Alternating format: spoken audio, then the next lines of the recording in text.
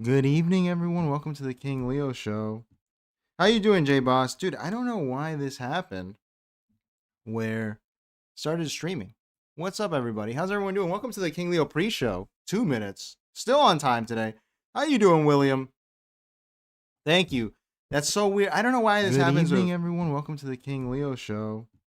How you doing, OBS from time to time, where it just starts streaming on its own. We have a topical show today, everyone. I'm excited about this. I've been planning this, and this week I'm kind of taking it easy. Why? Because I have to go to Daytona. Let me take these off. I have to go to Daytona over the weekend, just for fun. So we don't have a Friday show. And I've been meaning to do these topical call-in shows, man. I want people to get comfortable with the technology. The call-in shows will continue until the calls go up, okay? And I wanted to do one originally about racism and why it's rising. But then we're blessed with this amazing story of boomer hate. There is so much boomer hate out there, and I am excited to talk about it. So, to make a call-in, the link is pinned there. I don't know why it looks so ugly in the chat. What is wrong with the chat? Hang on 1 second now. Let me redo. I don't know what is going on with YouTube tonight. Let me fix this here. What happens if I grab this, delete it, paste it again, and hit OK? No, not the same fucking bullshit. What happens if I unpin it? Oh, okay. Well, if I unpin it, well, let me pin it again. Maybe it won't do it. That's a YouTube thing. There we go. Okay. Well, I mean, it's probably good. There's a Discord link. J-Boss says, oh, I can talk plenty about racism. I wanted to do it, but the thing is, there was no... I wanted to do it because of the Unite the Kingdom rally. Because there was some pretty, low-brow racist stuff there. There was a guy... I have the whole clip set up over here. This guy covered himself in bacon. You know, I guess that's not racist, just bigoted. But, you know, I thought it would be a good idea to do that. So we'll do that. But this boomer hatred that Kevin O'Leary's talking about... I can't wear these on the stream. Is that Kevin O'Leary spawned is very important. All right, welcome to the King Leo Show, everyone. How's everyone doing tonight? We have a nice show tonight. Tonight's a call-in show, so feel free to call in through the Discord link. But firstly, before we do any of that, as usual, like, comment, and subscribe. Thank you, J-Boss. I appreciate you, sir. I think this will be interesting for a libertarian. By the way, I check your inbox, brother. But before we do all that, you know, be sure to like, comment, subscribe. Join us on Patreon. Link is in the description. Join us on the Discord, you know, to call in. Join us and purchase a bracelet. All of the links are in the description. That's boring. What I want to get started with is this. We have to look at the reactions to Thomas Massie losing his election, which, as you guys know, I was kind of pleased with. Sensational. Not for any other reason that I don't like schizo dealers. You know, people like Thomas Massie. No matter what their politics are, if you're going to sit here and drive the country crazy, you can watch the show. You can watch the show. But regardless, what is important to see is the fallout. And we have to begin here with one of the worst people in America. Truly one of the worst people in this country. Someone that needs to go away, to be made illegal to speak. And this is obviously, you guys know what I'm talking about. Do you know what I'm talking about? It's obviously Dave Smith. What was Dave Smith's reaction to this loss? Sometimes when you win, you really lose. And sometimes when you lose, you really win. Rosie Perez, philosopher. Netanyahu, if you can hear me, drop a bomb on this building.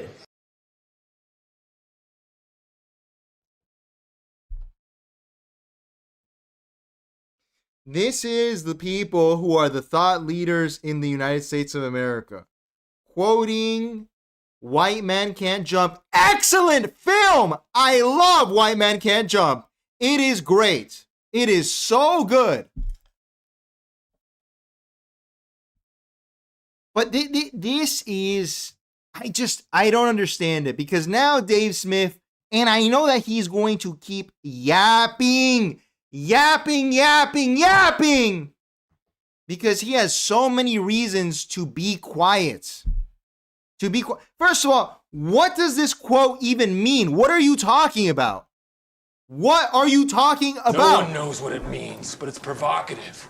No, it's not. It's Gets gross. the people going. This is so stupid. This guy dropped out of the election to help President Trump. Not that he was going to make a huge difference. Then he endorsed President Trump after calling him a blood-soaked warmonger just a year before that. A year before that. Then, a year later, he's saying that Trump is evil and eating children with Jeffrey Epstein. But no, as usual, he cannot just shut the fuck up. He can't just go away and reflect on why he's always wrong. He continues. And then he says, go out there and vote for Thomas Massie. Hey, everyone, go out there and vote. Yeah. Go on. Shut the fuck up. Shut up, man. Man, listen. You ain't got to say. Shut up. And then when you lose, when you're a loser, do you know what it feels like to be a loser? If you're a Thomas Massie supporter, I guess you do. You get a quote from White Men Can't Jump, a wonderful film with Wesley Snipes and Woody Harrelson. If you follow Dave Smith, seriously, dude, if you're not following him as a lolcow, like someone we milk for laughs, you're an idiot. You are an idiot. And I'm glad to see that people were calling him out here in the comments. Look at this one here. This one's great. And libertarians love nothing more than to lose. You win by losing. We won. The message was heard. Quoting the Twister, great Philip Seymour Hoffman performance. And still people coping. Oh, it was them. It was Neil. Yes. Shut up. Yes. Please be quiet. Even Captive Dreamer, who I hate. You lost, by the way. Win the battle, lose the war. What are you talking about? What are you? Well, I guess he's right. Never mind. My mistake. This guy is so. I hope he runs for president again, Dave Smith. I really do. If he runs for president, Dave Smith, I'm going to join the Libertarian Party and I'm going to run for president on the Libertarian ticket. Just so I can get on stage with this fucking loser and debate him. Husband, father, when you lead with husband, You can't do it. It's disgusting. that's his Twitter bio. Husband, father, comedian, libertarian. Get away from me, you freak. Get away. Get away. Husband, father. Why are you leading with husband? Why are you maybe I'm not white enough to get it, okay? But in my culture, you lead with your kids, not husband, because that reeks of I have no balls. And I'm not even a sexist. You guys know me here. I am transgender. Disgusting. Let's continue with another disgusting reaction to the Massie loss. Here we have the greatest grifter in America, Ro Khanna, making this. I'm sure he loves this. He loves this. My good friend Thomas Massie lost tonight. I'm angered by the smears on his character. He lost because he had the guts to take on the Epstein class. He lost because he had the guts to stand up against the war in Iran. He worked with me to pass the most consequential and popular piece of bipartisan legislation in recent history in the Epstein Transparency Act. Many young voters under 50 voted for him. He was winning them by over 30 points. And today I say you may not have a home in the Trump coalition, but there is a new generation of populist Democrats. This is exactly what I hate you, Thomas Massie. You know what Ro Khanna just pulled here? It's very simple. It's this. This is when a woman, let's do it with men. It's when a man gives another man bad advice with woman. Oh, bro, just go up to her and smack her across the face, dude. She'll be all over you. That's an extreme example. It's easier with women. I'm trying not to be sexist. Okay? But with women will tell their friend, oh my God, girl, you should gain 20 pounds. Oh my God, all the guys are going to love it. And guess what? They don't love it because now you look like a cow. And that is what Ro Khanna did to Thomas Massie. And he deserves it for being a tool. A tool. That's all Thomas Massie is. A tool and a grifter. And one or the other is fine, but to be a tool and a grifter, you're just pathetic. We brainwashed out here, bro. This is, if you had if you really thought that Ro Khanna had good intentions in partnering up with the most retarded Republican in Congress, I don't even know what to tell you. This is exactly what he wanted. And you know what the poetic thing is, that this loser, Ro Khanna, who's also a loser, will not pick up any Massie voters because they're all libertarians and they're autistic. So thank God it's just loser taking out the other loser. I love it. Listen, man, you may be mad that it doesn't hurt Trump. I'm not the biggest Trump guy. I'm not a Trump guy at all, actually. I don't vote. But this is ridiculous. This is so transparent.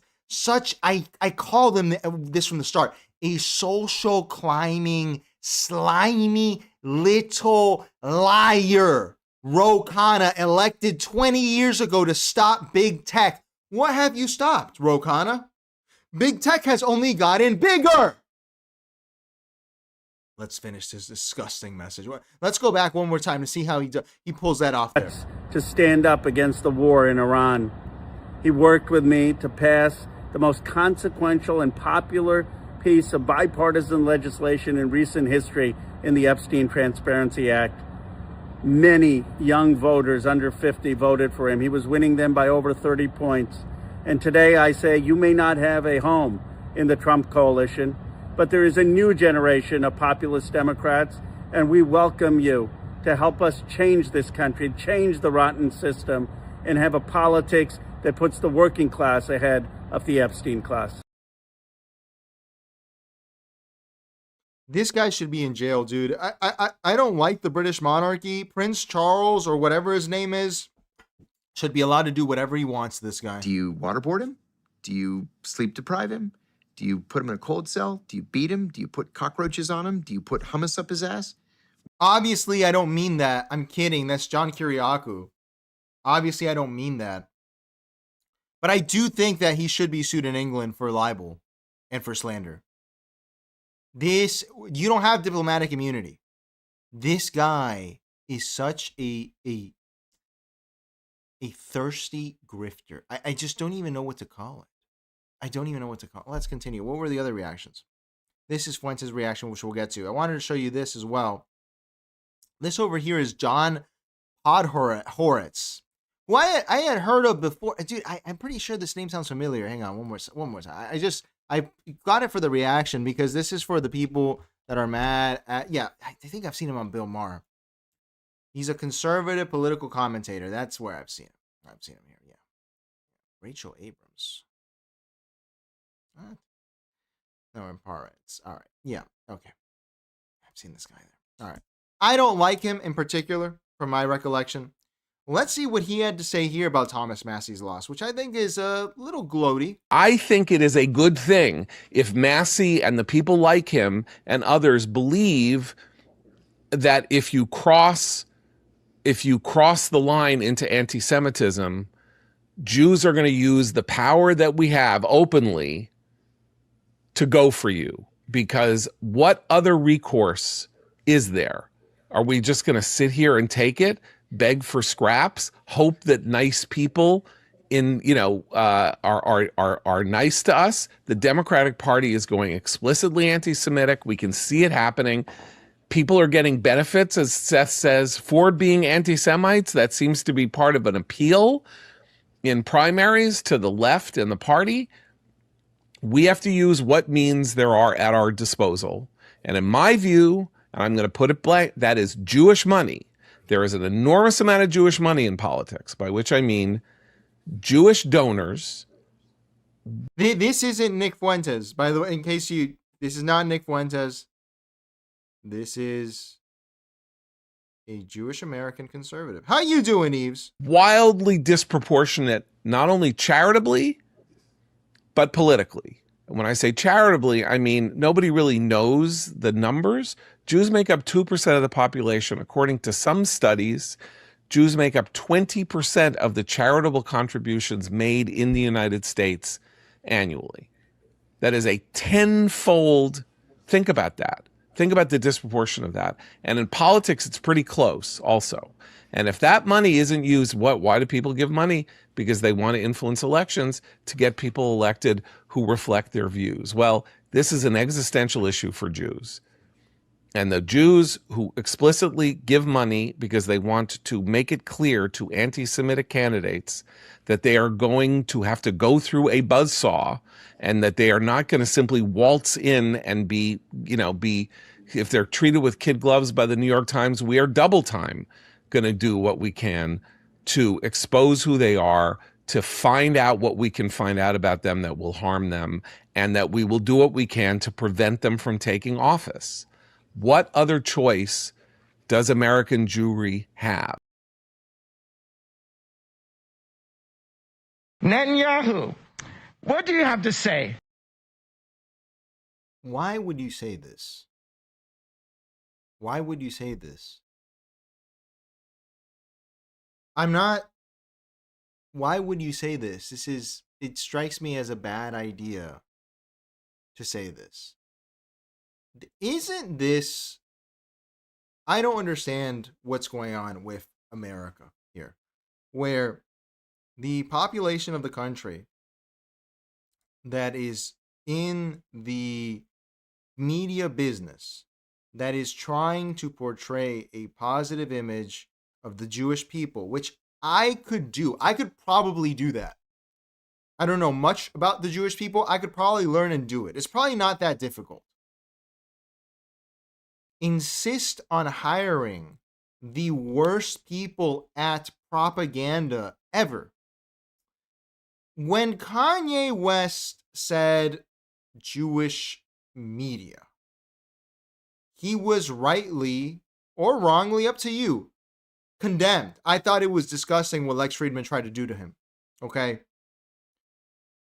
And now people are walking around here that are of the Jewish faith saying Jewish money. BB, what is going on here? What is going on?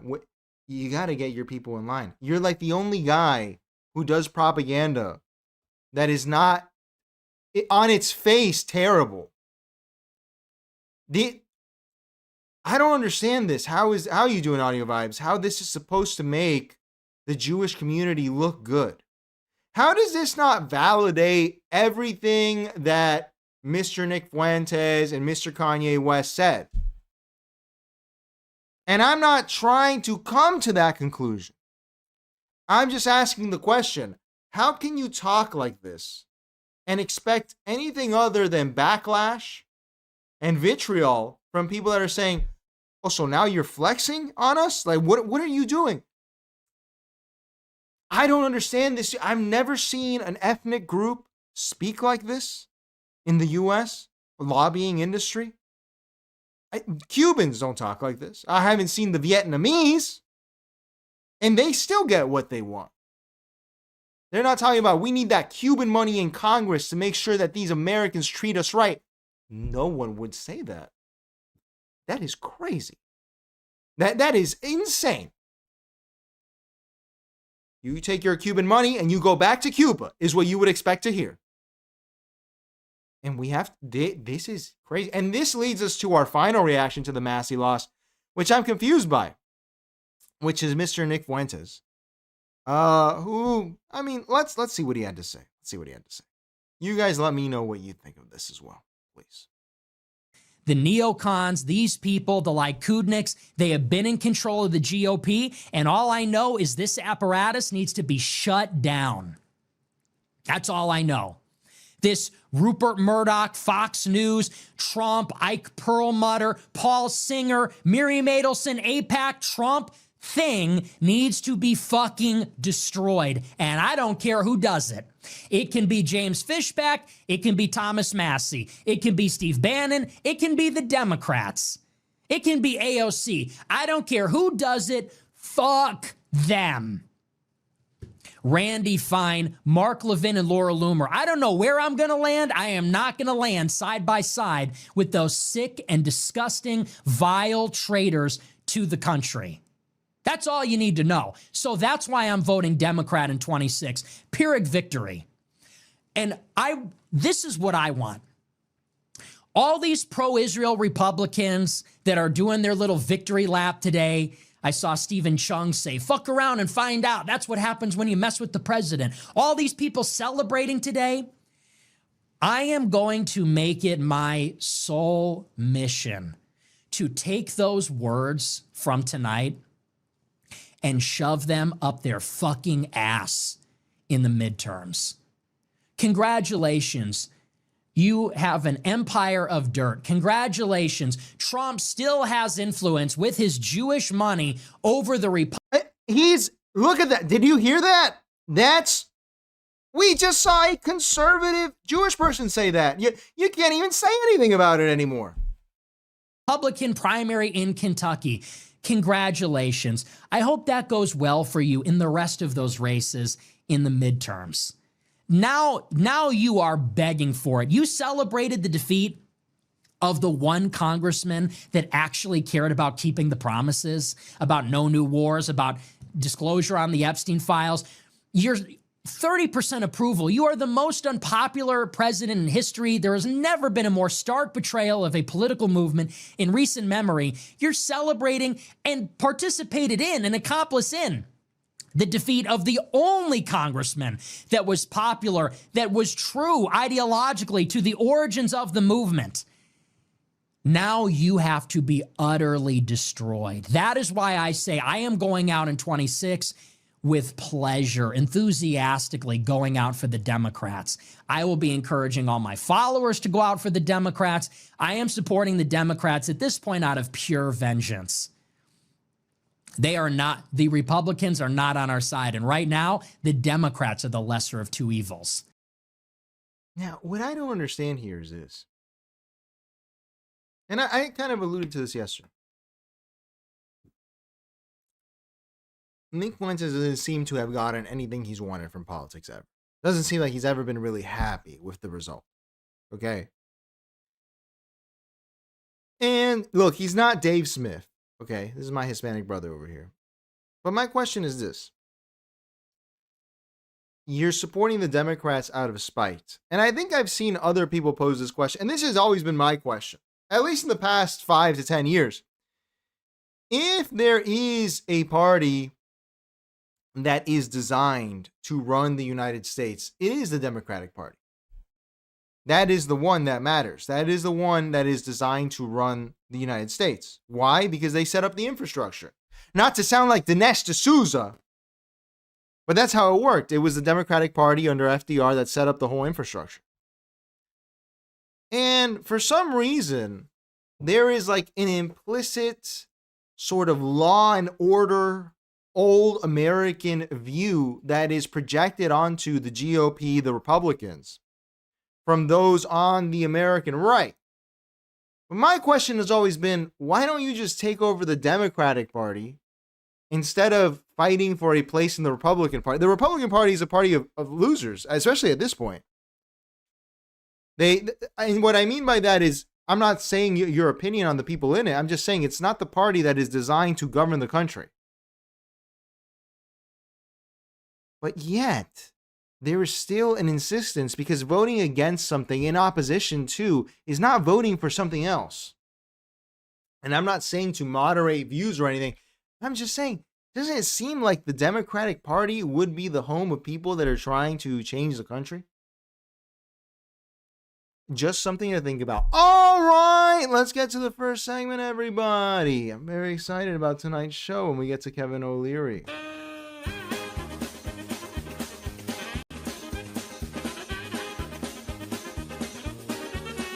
We have a lot to watch here in Schizo Watch as the country goes increasingly insane.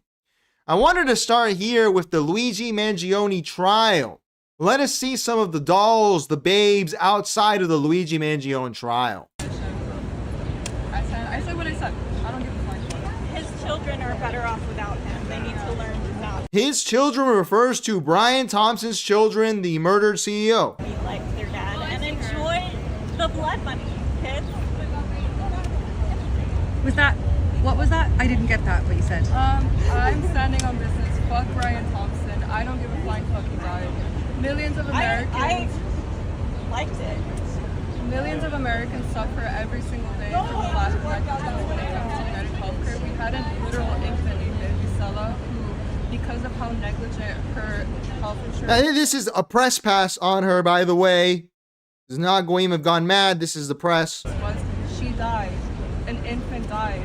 So if you guys are okay with someone like Brian Thompson being around and that being a part of our society, that says more about you as a person because you look absolutely monstrous defending someone like that. Participates in social murder. That's what we're mass social murder. He's responsible for more deaths than Osama bin Laden. And I remember Americans celebrating when Osama bin Laden was killed. It's not like we don't understand heroic violence or like when violence is good.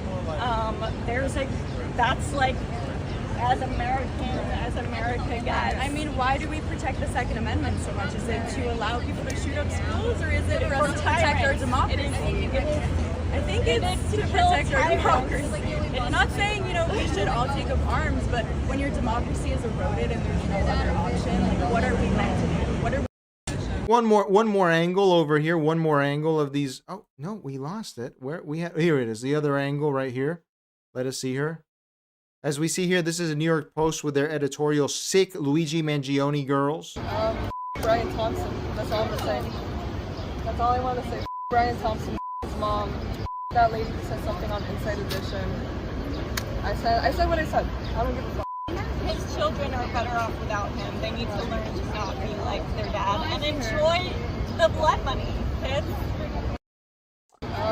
Now, what do we think of this? What do we think of this?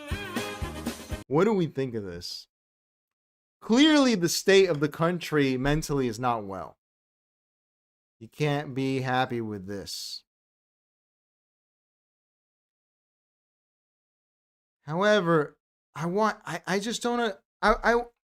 to bring up something from the movie Memories of Underdevelopment, which is a great Cuban movie, where they point out the fact that in capitalism, and this is true, there is actually a total diffusion of responsibility. How you doing, CCTV? Which one? Mind out of the gutter, sir. I don't want to hear any woods, okay? The green one. Jeez, dude. No, that's crazy. That's crazy. But look. First of all, there's this. CCTV. First of all, there's this, okay? There's this. Orphans tend to actually have better outcomes in life if they find a stable home, which is odd. I know. You can look at, this isn't me. This is Malcolm, what's his name? Gladwell, the Jamaican guy who wrote that book Outliers. They talk about that. I'm not saying that that's good. Okay. I'm not saying that that's good. But look, all I'm saying is this is, I don't know. These are sick people. Absolutely. And you know why they're sick? Because they're losers. You shouldn't have time to do this. Okay. You should be watching this trial at home if you're going to watch it at all. Right. But however, I'm so confused as to how to feel about this because they're insulted. He's not hurt. Brian Thompson is not hurt. He's already dead. And they may have these radical opinions. But I just don't, how is this healthcare thing going to, because calling people sick in this, the media in particular, this is someone in the press saying this, and the media calling them sick. How is this lowering the temperature? Okay, maybe she's saying something crazy, but clearly there is anger on the streets at the corporations, and people have, started to, in meat space, try to do something about it, which I wouldn't encourage. It's not good. But how are you going to... I've seen Bill Maher do the same thing. He's like, these sick people, like when a CEO is gunned down. I know a lot of people that when this happened, and they're not even lefties, they were like, fuck that guy. I had United and it was terrible. I'm not encouraging that behavior. I'm just saying, what is, and this is just an open question, what is to be done here? Because this trial is not going to be a moment of catharsis for anyone, the Thompson family or these fans. The healthcare industry is getting increasingly expensive. What is the solution? What do people want? I don't know, but I just think the country's going to go crazier. J-Boss says, through the horseshoe theory, that blonde babe is right about the reason for the Second Amendment. That is true. She's right. It is to protect from tyrants. And in this 21st century age, I mean, there is a right to health explicitly in the UN, which the United States wouldn't recognize, but All right, let's continue. Let's move on. We can save this. I wanted to show you this over here. This is the Washington Post, okay? And this is really something. I wanted to show you how bad, this is the same newspaper that took down Richard Nixon. And this is the content they're putting out these days. And I don't even blame Jeff Bezos, because The Economist is doing this. They're all doing this. First of all, to begin with, this is a journalist here. Look at how they're dressed. Look at the glasses. This is an unserious person, someone that doesn't care about you or what you think. I don't remember 9/11. When people are saying that they want to destroy the West for whatever reason, like that was a concrete example of somebody trying to do it. So I think for a lot of Gen Z, those talking points are just theoretical. I have a lot of sympathy for Gen Z because they just cannot conceptualize it. I get it. And I think the reason I feel so strongly about countering the Iranian threat is because I've seen how it has actually caused damage on the ground in the region. My family background is Lebanese, and the Iranian proxy, Hezbollah, has completely destroyed the country. I've seen firsthand the damage that their meddling can do. When they say they want to do damage because they are crazy, they mean it. What the hell are you talking about? Who are you talking to? They are giving microphones to people. And it's not the microphone. They're giving them the prestige of the Washington Post of journalism, who cannot articulate a thought. I don't care about your family. I really don't. I don't know who this is. I don't care that you don't remember 9/11. That is not... Is the Washington Post a podcast now? It's supposed to be a newspaper. And so now we're going to build on the schizophrenia of the podcast space with the news media, and it gets worse. I did see that CCTV. That was wild. Let's watch over here that mass shooting. That was crazy, man. What the Free Press, Barry Weiss, my wife's publication, is putting out now. On the night of March 1st, 1932, someone climbed through a second-floor window in a remote New Jersey estate and took a baby. Not just any baby, the son of Charles Lindbergh, the most famous man in America at the time. The case of the missing Lindbergh baby captured the attention of America like no crime had before or since. Yes, even more than O.J. Simpson. Charles Lindbergh, the first person to fly solo across the Atlantic, had built this house deep in the woods, specifically because he was hounded by the press. He wanted privacy. He thought nobody could find him and his family out there, but he was wrong.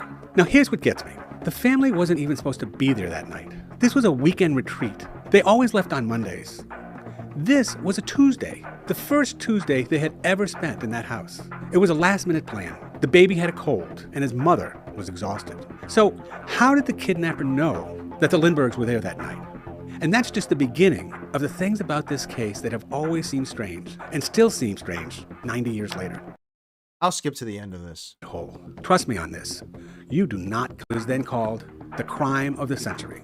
Poppy and I came to think of it as the first great American conspiracy. And once you go down this rabbit hole, trust me on this, you do not come back up. I'm Joe Nocera, and this is the Lindbergh Conspiracies. Ugh. Brother, ugh. What's that? What's that, brother? Obviously, the Free Press with Joe here, Joe, what's his name? Joe Nocera is covering this because the Free Press, listen, all right, this isn't a conspiracy theory. I think that everyone kind of knows at this point, the Free Press is like a foreign influence operation, okay? And that's fine, but now what Barry Weiss has decided in between running CBS and this retarded blog, the Free Press, is that if Candace Owens is crazy, then I'm going to be just as crazy. And what she's going to do is fund more conspiracy podcasts here about from 100 years ago. 100 years ago. And I can't ignore that Charles Lindbergh was like America's most famous anti-Semite. What are we doing? What is this? Is this like because Candace says everything is a cabal of people that is doing? So now the Free Press is coming back with their own version and they're going to drive everyone crazy with this? Is this what we're doing? You can't do this. You can't do it. It's disgusting. This is crazy. She's running CBS. And look at how fresh Barry is. She's approving a podcast on a 100-year-old crime. Ooh, baby. How 24 likes, by the way. 24 likes on the announcement tweet. 24 likes. Who cares? Look, and the comments are saying this too. How about we cover Trump? How about we... Who cares? Charles Lindbergh is dead. It's over. If you're mad that Candace is calling everyone insults, then do something else. It's going to get worse and worse. Everyone is becoming a conspiracy peddler, a schizo dealer. I don't want to conspirize about... Dude, I already can't stand World War II. Now we're going to do more conspiracies further back? Is that what it's come to? Let's continue. This country's going insane. I had to show you this. This is Mark Andreessen. This is a freak, okay? I hate Mark Andreessen. I made a video about him. Let's see him here totally organically on the Joe Rogan Experience podcast. Joe Rogan, who may be the dumbest millionaire in America.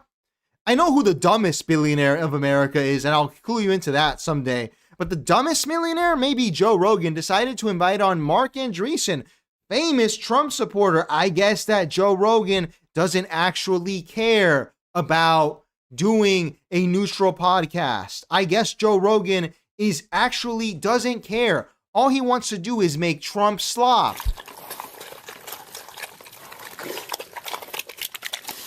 I thought you were done with politics, Joe Rogan. Let's listen to him here.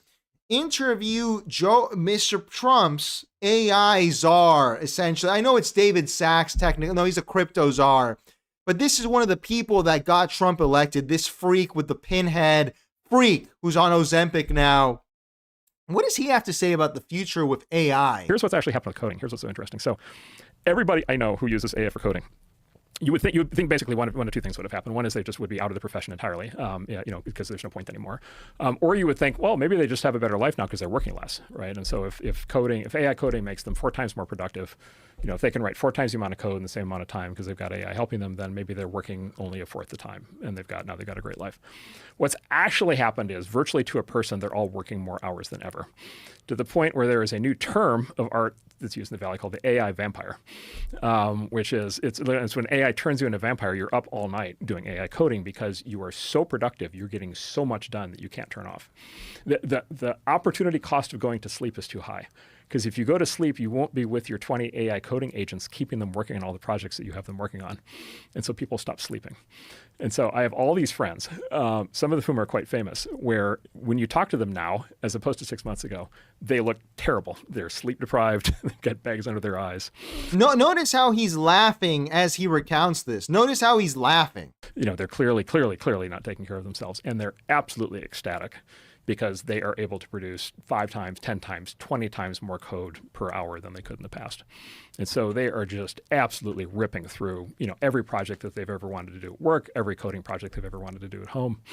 I have a Wall Street friend who has a computer science degree from MIT from 35 years ago and then became very successful in Wall Street, so he stopped coding. I was just with him this week. He's picked up coding with AI. He's completely re-automated his entire house. So he's got like AI jukebox and security cameras and pet robot dog pets, and like he's got like every smart fridges and every conceivable thing you can imagine.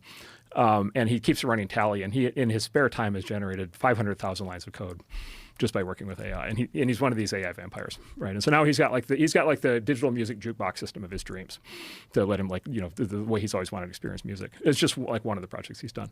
And this is what, by the way, this is the same thing the companies are seeing. So I don't understand. And this is how you know Joe Rogan is maybe not bought and paid for. I don't know what it would actually be called, but how Joe Rogan is just like a total moron. Joe Rogan, I remember listening to Joe Rogan 5 years ago, 6 years ago. No, not really. Like 10 years ago, 15 years ago. This tech freak billionaire is here telling people that they are now sleep depriving, they are losing hair because of AI. And Joe Rogan just lets him do his little business pitch here because he has investments in the AI field. Just willy-nilly, Mark Andreessen, say whatever you want. Let's continue. The company. I also thought Mark Andreessen was retard maxing. He said that's what he was doing, but it doesn't seem like you're retard. Well, maybe hanging out with Joe Rogan is retard maxing, actually. In the leading edge tech companies, the coders that are using AI, the estimate is right now that they're 20 times more productive than they were before they started using AI. Right. So they're generating 20 times more output per hour. And then you just think, like, logically, what does that mean? Okay, so if there's only a limited amount of software that people want in the world, then yeah, you're going to get mass unemployment. But then there's the elasticity effect, right? Which is what if it becomes super cheap to get code? It turns out there's way more demand for code in the world than was ever able to be satisfied under the old economics. Every company I know has 1,000 things that they've wanted to have code for that they've never been able to get to. It's the projects that never make the cut, or the projects that aren't cost effective in the old model. And all of a sudden they can do all those projects. And so these companies are like ripping out code. They're releasing products like at a far faster rate of speed. They're adding. What products? What the hell are you talking about? Everything has gotten shittier. Everything has been enshittified in the past 5 years. What new products are launching, Mark Andreessen? What new products? Like features like much faster. They've moved into turbo mode, and in fact, what's happened is coding salaries have correspondingly inflated. So the top coders in AI make $50 million a year. Yo. Yeah, because. Right, like they've got the silver bullet, they've got the philosopher's stone. Now this is a complete and total lie. This is the face of a lying freak, and I confirmed it with AI. No one, and I know how he's saying this. This is why people are going crazy in the country. No one is cut a check for $50 million. That is not how any industry works. There is no $50 million salary. That does not exist. It doesn't. It really does not. You are making $300,000. That is what you're making, maybe $1 million.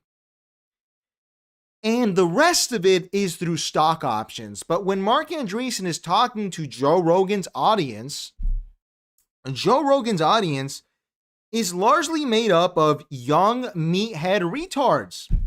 And they hear, bro, can you believe that you can make $50 million doing AI?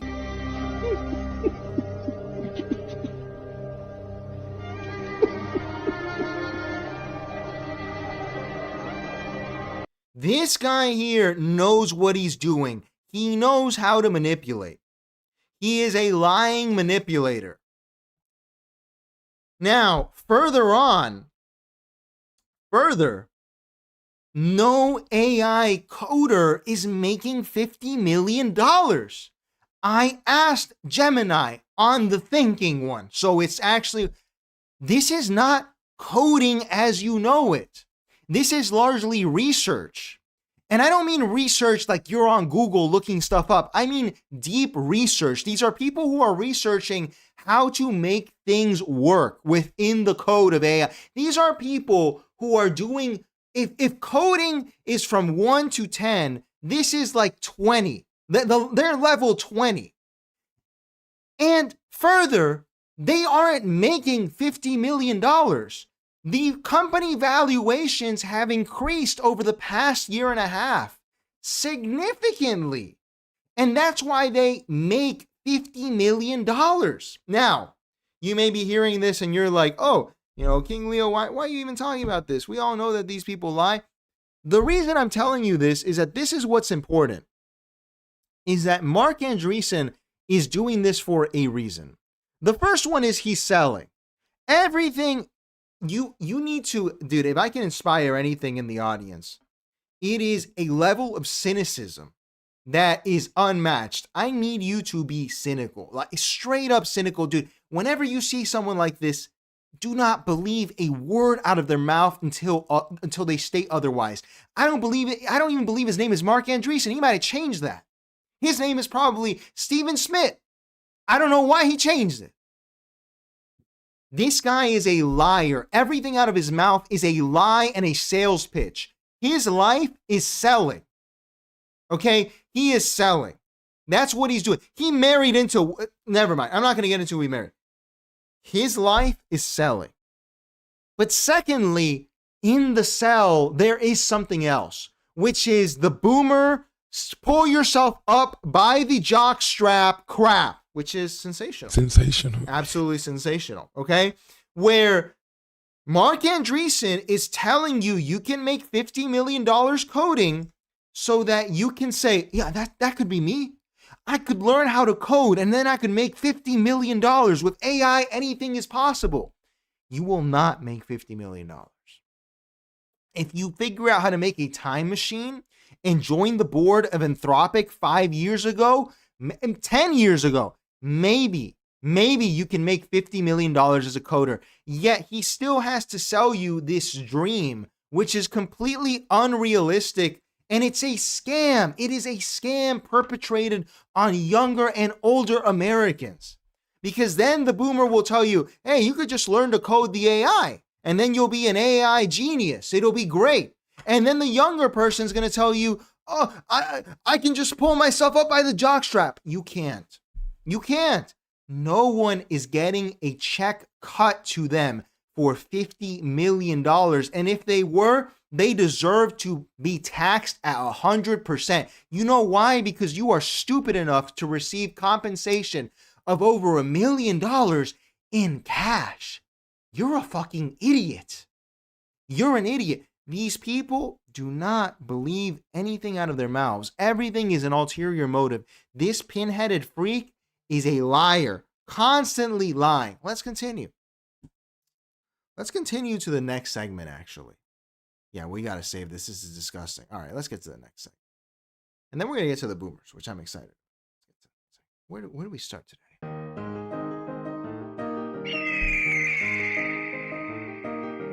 The people are retarded. We have to start here. And this is fascinating. This video has made a big stink over the internet this week. Let's watch this here. A couple of my fellow boys here. See what they're doing. I'm the fucking man of the house. If I want dinner when I get home, dinner better be ready when I get home. And I pay your bills. He did not say that. Yeah, he did. Yeah, he did say that. Can you do the dishes, baby? Yeah, of course, baby. One more time for the... I'm the fucking man of the house. If I want dinner when I get home, dinner better be ready when I get home. And I pay your bills. He did not say that. Yeah, he did. Yeah, he did say that. Can you do the dishes, baby? Yeah, of course, baby. Now, My question is here. Firstly, this is obviously rage bait. If you fall for this, you're not too bright.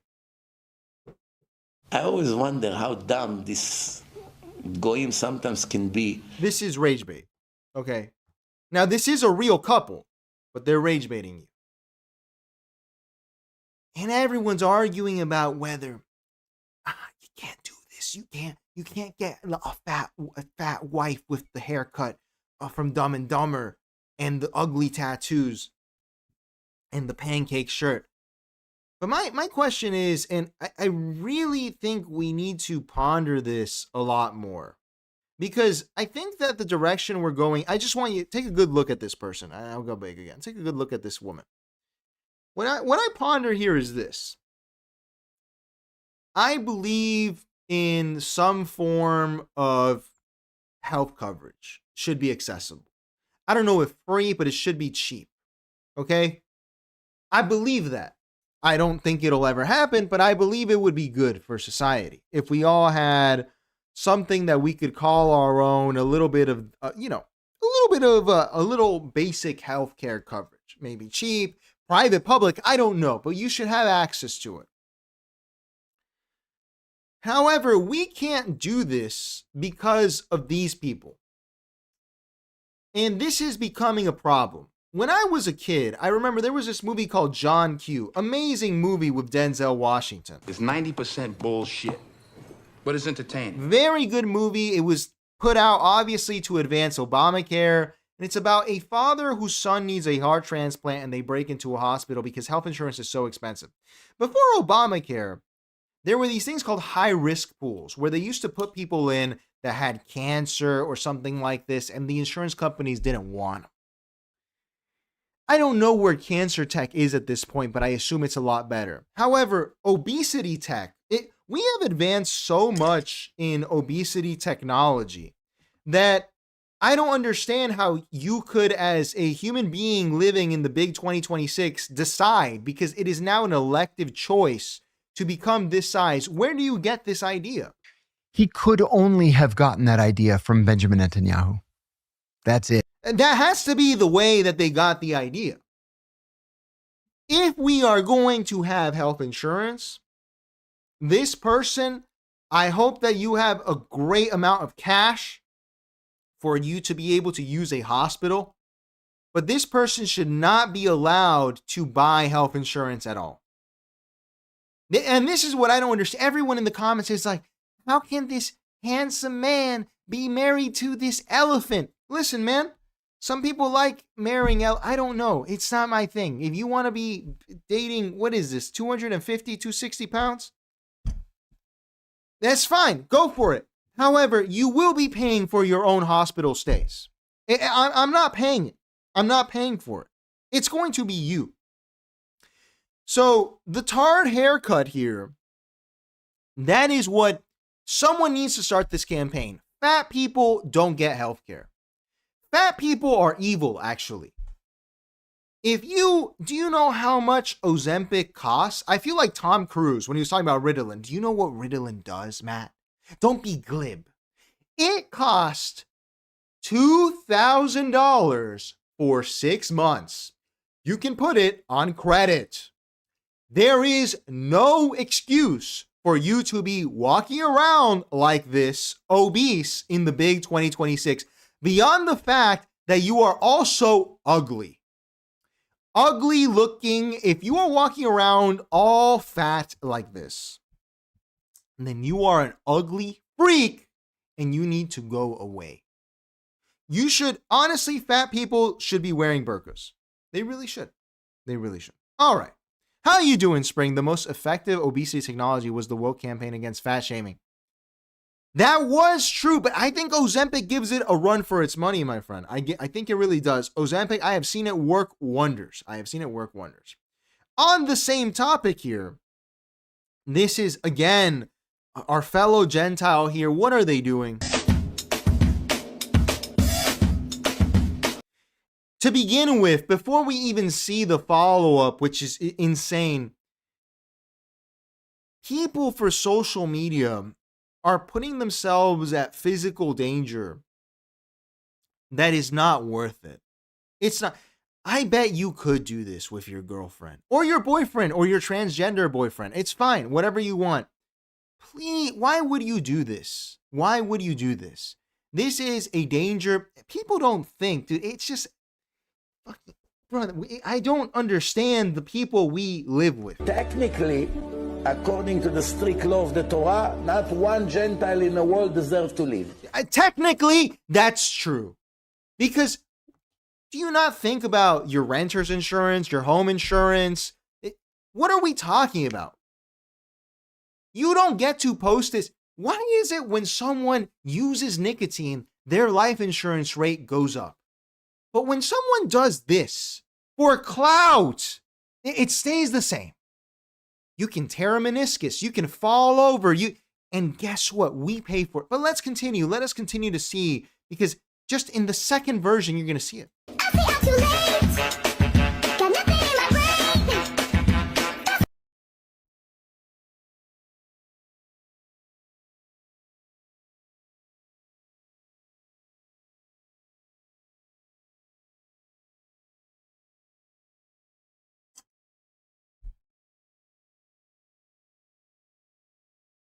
We live in hell. We live in the gutter.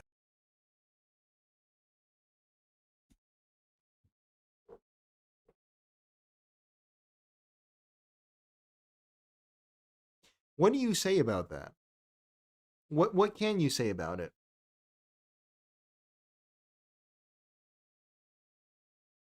Obesity is a choice.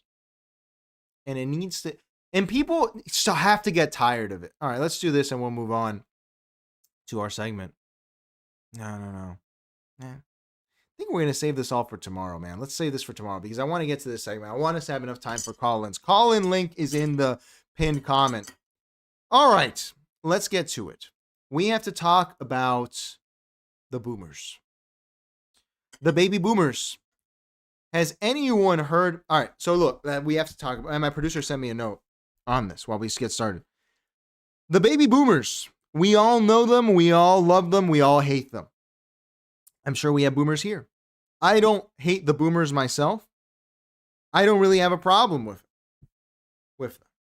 I think if any of us were in the position of the boomers, we would have done the same exact thing, which is reckless spending, racking up the debt, and just living for today. The boomers, people forget, were told that they could hide under their desk and a nuclear bomb would not kill them. Okay? The boomers had it easy. They had it easy. And that's fine. That's okay. Okay? However, what is happening now is another version of the boomer hatred we saw in millennials is waking up in the Zoomer generation.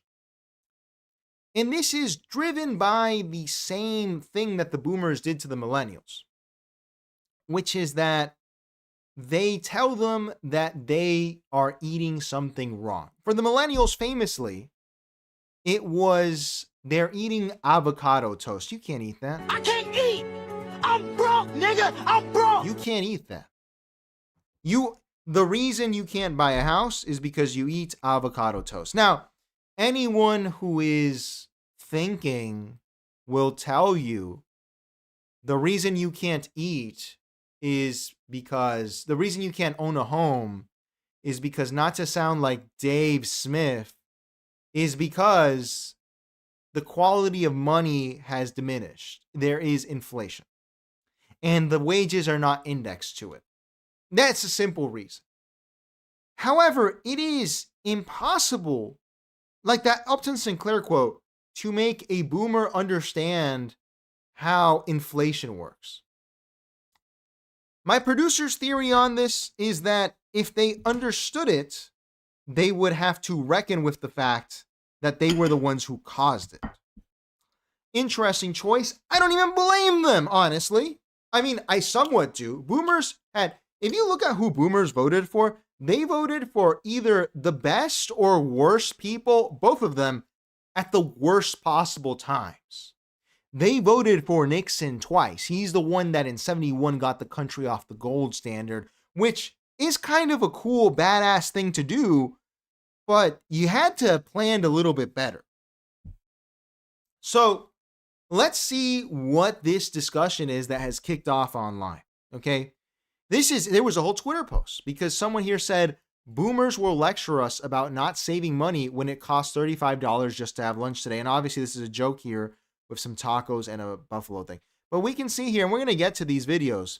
Look at this. Someone wrote an article on the boomers, how bad they are because of the lunch discourse. And we're going to get to this. All right. Well, I think we'll come back to this one, actually. I had to show you the rising boomer hate, but before that, let's do this. The reason this all kicked off is because of Kevin O'Leary. Now, Kevin O'Leary, I'll remind you, we've talked about him on the show before. Kevin O'Leary is famous from Shark Tank. He is a millionaire bombaclat, who made his money by scamming the Canadian government, allegedly, with some education grift in the 90s with technology. Does it even matter? Behind every great fortune is a great crime.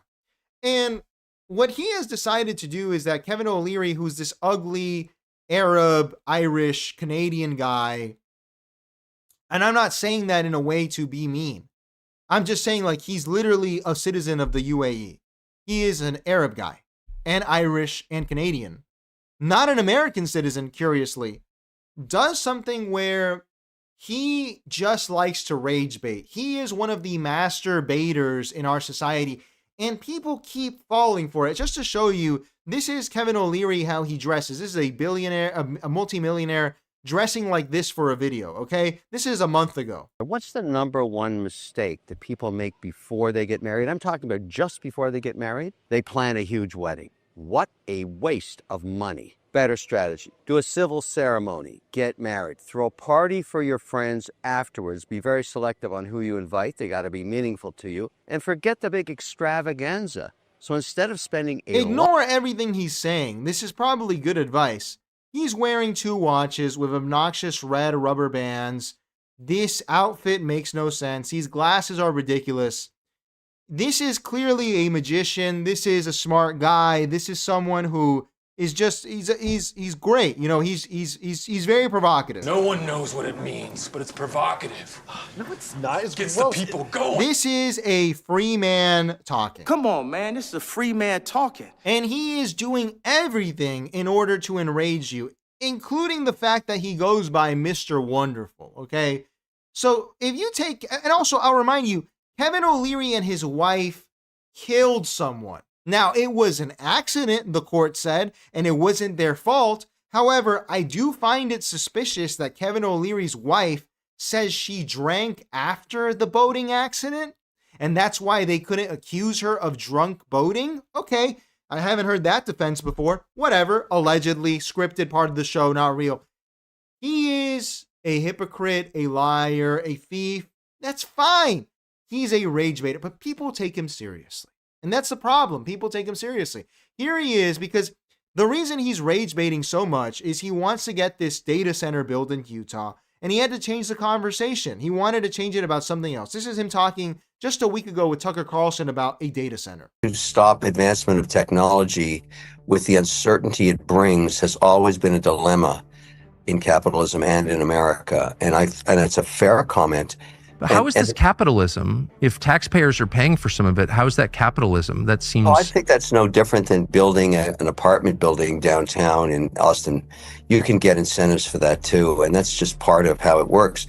You can debate How is that capitalism? How is that free market? If politicians are handing you other people's money to do it, how is that capitalism?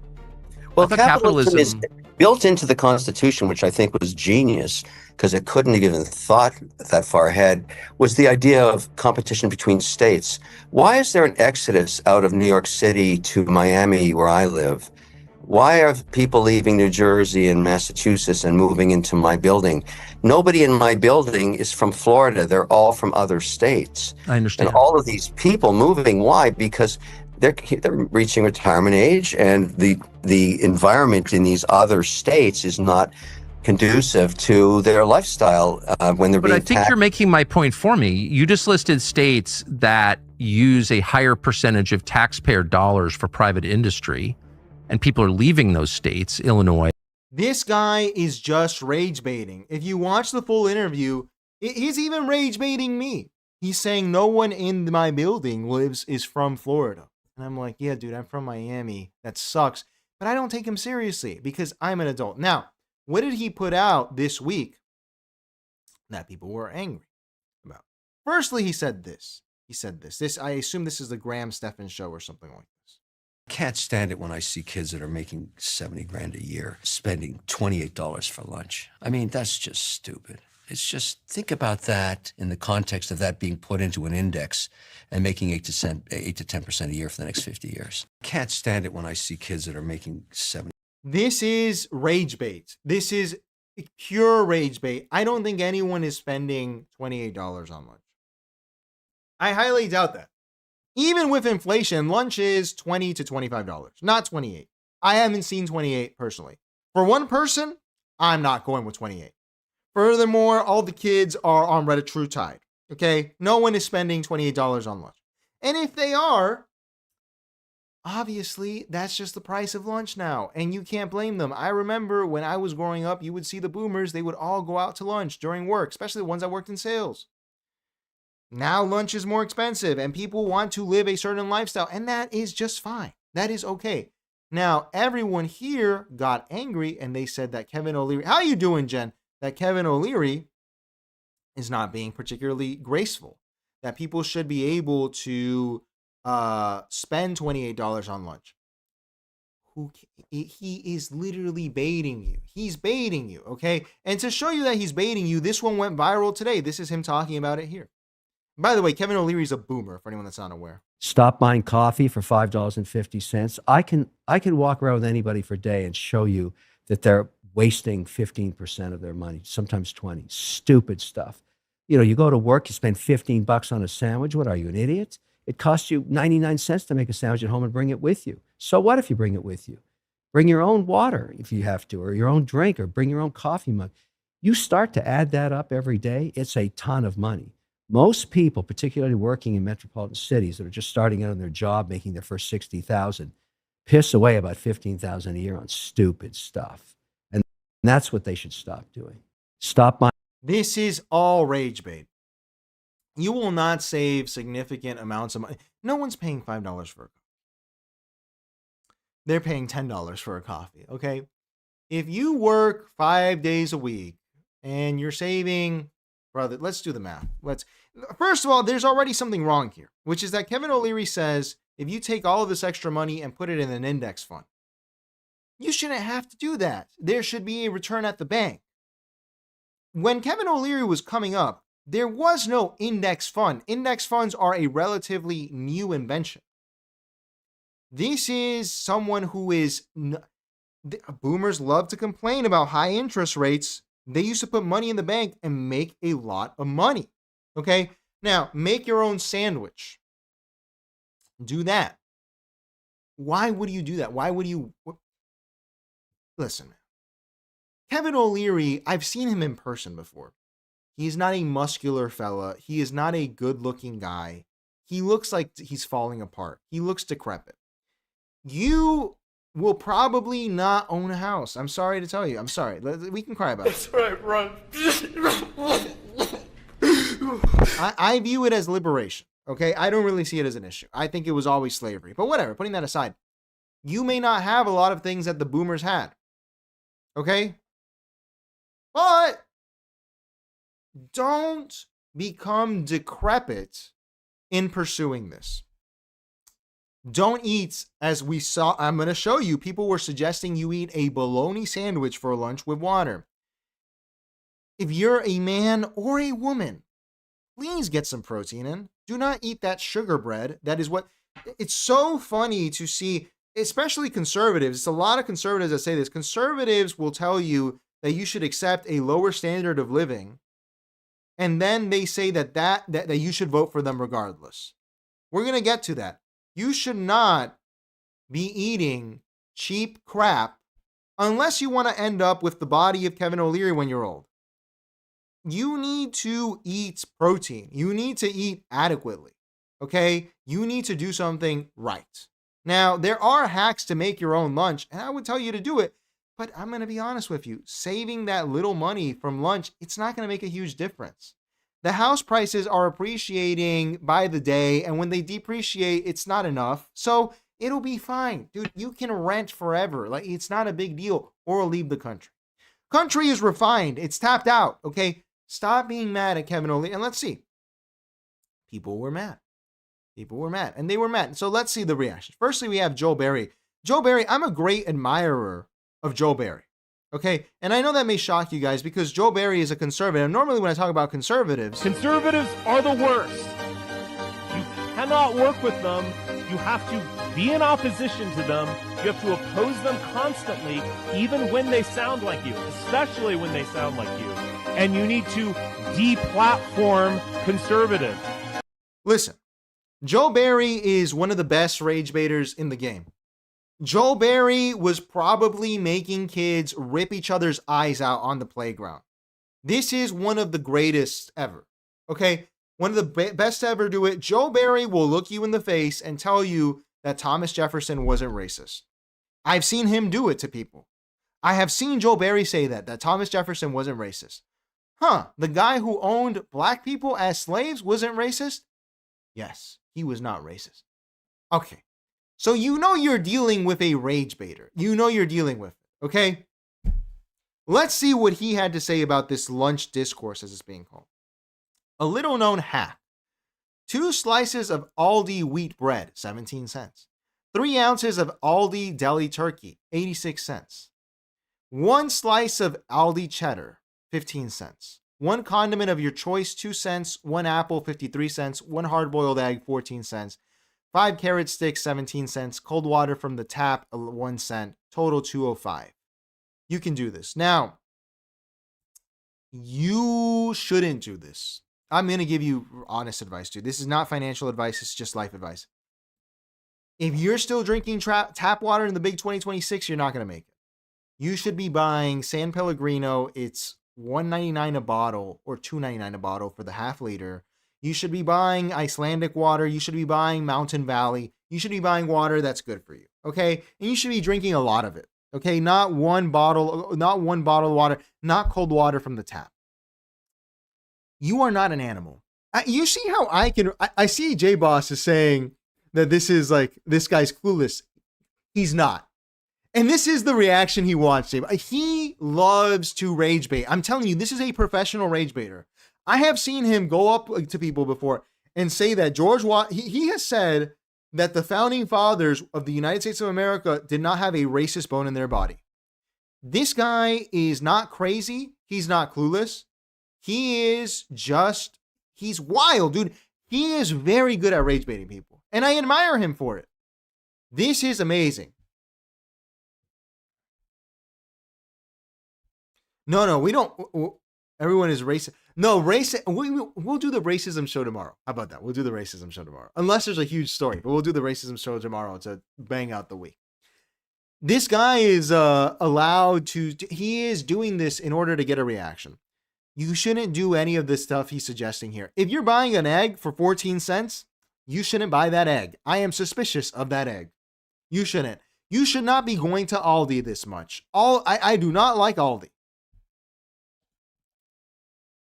This is not great stuff, okay? But people got so angry. I mean, you can see the 2,000 comments, 12,000 likes, because now we just have boomers versus zoomers online.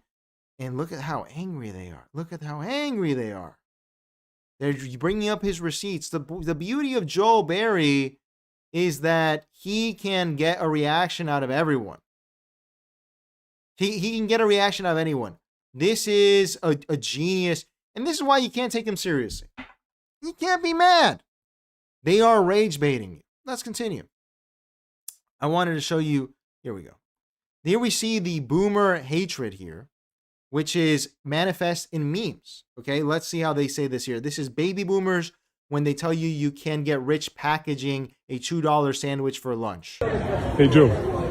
What do you tell me about what you're wearing? Well, this is Brunello Cucinelli. The shirt I had made from Bud in London. They custom made it out of oil. Now, this is funny, obviously, but it is a swipe. People are angry, and we're going to show people that are angry because this is a multi-spectrum thing. I wanted to show you this here. This is another one here. Lizzie Marbach, Christian wife, mother, abortion abolitionist. Amazing. Roe versus Wade's been overturned, but she's still on that. I will take pick yourself up by your bootstrap boomers every day of the week over we have no choice but to be lifelong irresponsible children from Gen Z.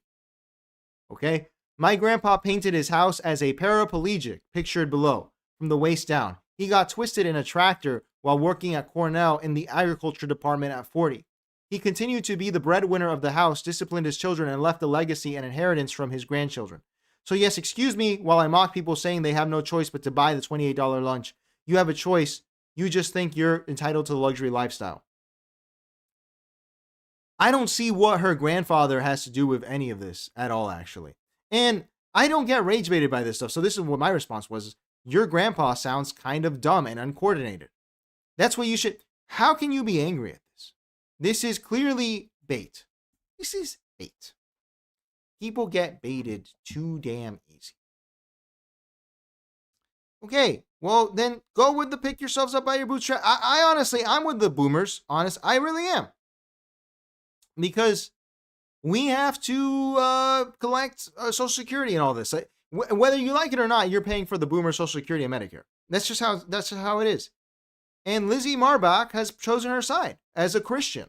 You know, as a Christian who's supposed to love everyone, she has chosen a side, and that's fine. That's fine. Let's continue. Here we have, again, another meme. Boomers fully aware that no generation after them will experience the American dream, and we have a boomer here dancing. In the sunshine, where the days are longer. People are mad at these boomers, man. I want to show, this is obviously someone on the right who is, this is a 6,000 likes. This is from earlier last month. This is what he had to say about them. And these videos go crazy on that thing. Forrest Gump is the perfect analogy for the life of boomers. It's a movie about a retard who just stumbles through life successfully.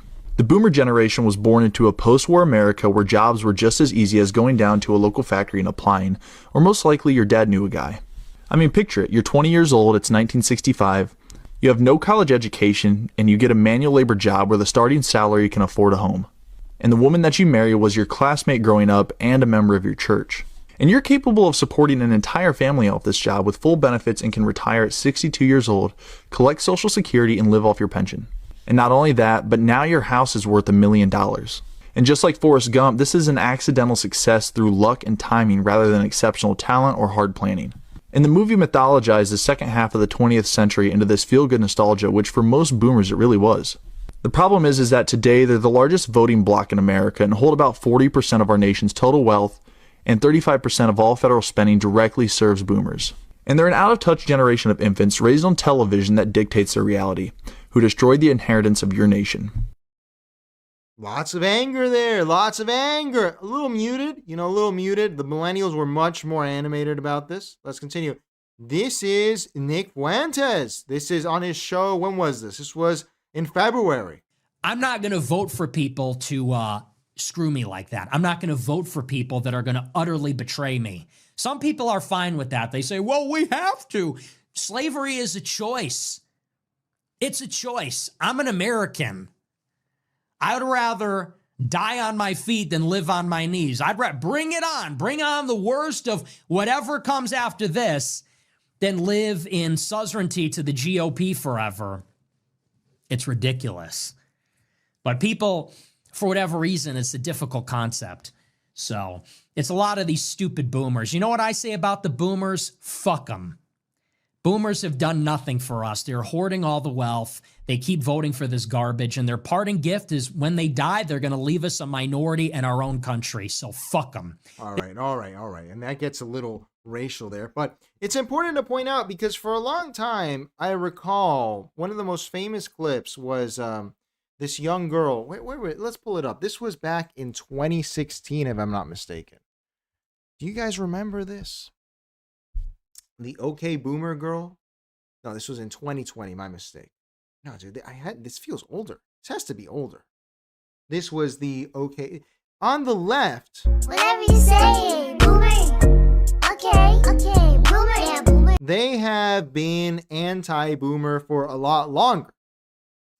I think that there has been a fringe movement on the right that has been anti-boomer. But over time, it has grown and more people are becoming anti-boomer. You see it from all aspects of the political aisle. I don't know about libertarians, but the left and the right are both hating on these boomers. To the point that I want to bring back Joel Berry real quick. This is here discussing on the Tim Pool podcast, which is just obviously just the greatest podcast ever. It's just fully mentally retarded. It's full on. This is the worst podcast that you can listen to, the Tim Pool podcast. They're talking about property tax, which is a hot topic because it's being framed as a boomer tax. Again, Europe functionally is a boomer welfare state now. As I'm worried because I'm starting to see these elements creep into like the American political zeitgeist, where again, young people like seriously, they feel like they're under the gun over there. In the United States, again, to Ian's point, I mean, you are on your own a little bit. Like you kind of get out what you put in for the most part. But I'm seeing increasing indications that in the United States, the elderly are driving a lot more policy making, and something that me and Scott have discussed is the whole property tax debate, where again, it like feels like on its face, the argument that's being made is, well, you should be sovereign over your own property. It's like, yeah, but again, who benefits from property taxes being abolished? Well, it's elderly homeowners, and who gets punished the most? It's like young people who are trying to break into the housing. Yeah, and boomers are not going to be sovereign when someone's breaking their home or that they have a heart attack, and you know they're not going to just drive themselves. Or maybe they could, but they probably most likely, if they have a health episode, they're going to be calling the ambulance. And a lot of these first responders are subsidized by the property taxes that they no longer want to pay, and they're the primary beneficiaries of the services provided by property taxes, with the exception of schools. But even now, they're like, I shouldn't pay for schools because I guess they no longer have grandchildren, right? Or they don't care about them. Well, that's what's so frustrating, because it's like, okay, yeah, we do have this very tenuous social compact, but there isn't that much that's expected of you to a degree as far as like money exchanges. But one thing that we do have is this agreement that, okay, the young people will again pay for Social Security and Medicare, Medicaid, et cetera. And in return, yeah, your end of the bargain is the property taxes. Like you still have to sort of pay into the system to some degree. And seeing that completely cut off, where it's like not a chance in Hades that, again, Social Security gets touched. But again, the elderly are increasingly frustrated with how much money that they're having to pay on their end of the economic spectrum. They expect that once they retire, now it's their time to kick their feet up and then just receive as much. Now, what's notable here is that this conversation is being transmitted by Tim Pool, who has a largely boomer audience, is my understanding. He has a huge boomer demographic. And here we have Radio Hutu against the boomers. The boomer, what is it? Kill the bar, the farmer. You know, like that, but for boomers, that's what's happening. Okay, and again, let me show you here. Here's Joe Barry, master rage baiter, the greatest here. Property taxes make home ownership even more expensive for young people trying to break into the housing market, and these morons want to keep the taxes in place just to spite the boomers they hate so much. Now, Joe Barry's not an economist, but this is not how it works. If you take away property taxes, property prices will go up. That's just true. I feel like this is such a simple concept that I don't really have to explain it. If you take away taxes from something, the prices will go up from a desired good, not an excise tax. If you remove taxes from something that there is limited supply and exceeding demand, now it is more attractive because now you can have dead money sitting there. This is going to raise the prices of houses. It's pretty obvious. And he continues, you've heard of suicidal empathy, now meet suicidal envy. Quote, that $7,000 per year you send to the government for the privilege of living in your own home so they can fund crap commie schools you don't even use, you need to keep paying it, or else the boomers might be better off, and we wouldn't want that. So now I really don't understand. So hang on. Are we anarchists now? Is this country an anarchist country, the United States, except for Social Security and Medicare? Because I don't see Joe Barry complaining about these programs. I don't understand. I'm not even saying to hate the boomers. I'm just saying you have two things which are government money direct to the older generation. And I know people say, oh, the boomers paid into it. But at this point, we know that this is not money that's been paid into. This is money that's being collected right now. Why would they not have to pay taxes? It's because the schools are communists. So what? There's no schools, no roads, no. I'm sorry. Is this an anarchist country? And finally, one other thing. When these millennial doofuses are old and incapacitated, Social Security will be bankrupt, and they'll really wish they would have ended property taxes as they're being evicted and euthanized by their pink-haired commie children.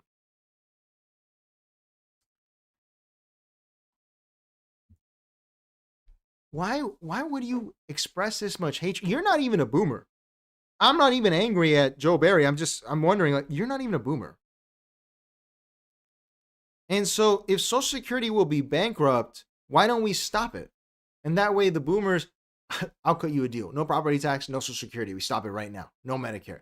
That's what people should say to this. I don't understand this indignation. So speaking of that, I wanted to show you some stuff that I've learned, but while we do that, the call lines are open for anyone that wants to go in there, because I had to show you something that I learned here. But anyone that wants to hop on now. I wanted to show you that the boomers are really an impressive generation because of their voting patterns. They're really something. Let's go through this here. I'm going to recreate this here on Gemini. I'm going to do it from scratch. Can you chart the boomer vote from the very first boomers up until now, please? This is going to blow your mind. This blew my mind. Let's do this. No.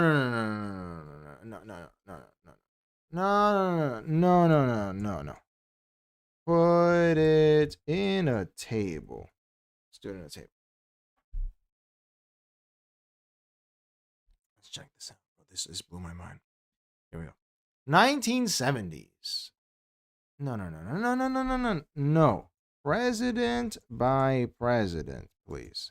I hate AI because it doesn't do it doesn't do this thing correctly the second time you ask it for it. Here we go. Okay. 1972. Boomers voted for Richard Nixon. Interesting. Okay. They voted in the one before in 72 too. Please include boomers from before the 72 election. There were eligible boomers before. Eve says, what culture doesn't have the elderly ruling things? Eves, I think most cultures are not the elderly ruling things. Actually, I think it's actually people who are up in age, but not elderly in particular, because if there is a boomer problem, we've seen it in people dying in Congress. It just keeps happening over and over. People keep dying over and over. And it's a big deal. All right, so here we go. I think this is really irrelevant. Small portion of the earliest boomers voted in 60. Right. Yeah, 68. Okay, so here we go. 68. The boomers that voted were voting for Richard Nixon. This is the most important election in the past 100 years. This is the one that takes us to 1971 and getting off the gold standard. This is the one that corrupts the money pretty bad. Okay? This is a crazy, because I want you to think of like the rough and tumble, everyone says that the boomers were the hippie generation. Okay. But all right, it's the first time around. Maybe not. 1972, they vote for Nixon again. And this is the first election with 18-year-old voters. They voted for Nixon despite the Vietnam War, which was not entirely Nixon's fault. But this is insane. How does this work? The boomer ideology and the boomer self-perception is that they voted liberal. All right, let's continue. This time they make a difference. 1976, Jimmy Carter. Interesting. So they go right, they shift back to Jimmy Carter. Okay, instead of Gerald Ford. What does this result in? The oil crisis. Because Jimmy Carter, I mean, sure, Nixon set the seeds, but Jimmy Carter was an idiot. Okay, great stuff. Now, these very liberal, young boomers and all this, they're voting Jimmy Carter. But in 1980, they vote for Ronald Reagan. What? They vote for Ronald Reagan. How does that work? I thought boomers were the cool people who voted liberal and loved, the hippies and all that. How odd. Well, they must have learned their lesson in 1984, right? Let's check. 1984. They voted for Ronald Reagan. Again. What? Okay, that's a little weird. I thought they were, liberals. How could they vote for Ronald Reagan? That must have been a fluke. They have to vote for the Democrat next time. No, they vote again for H.W. Bush, actually one of the best presidents. I'm a H.W. Bush defender. I love H.W. Bush. Great guy. Okay, but still, you would expect them to vote Democrat. The mythology of the boomer is that they vote Democrat. 1992. Oh, now we're voting Democrat for Bill Clinton. Interesting. Okay.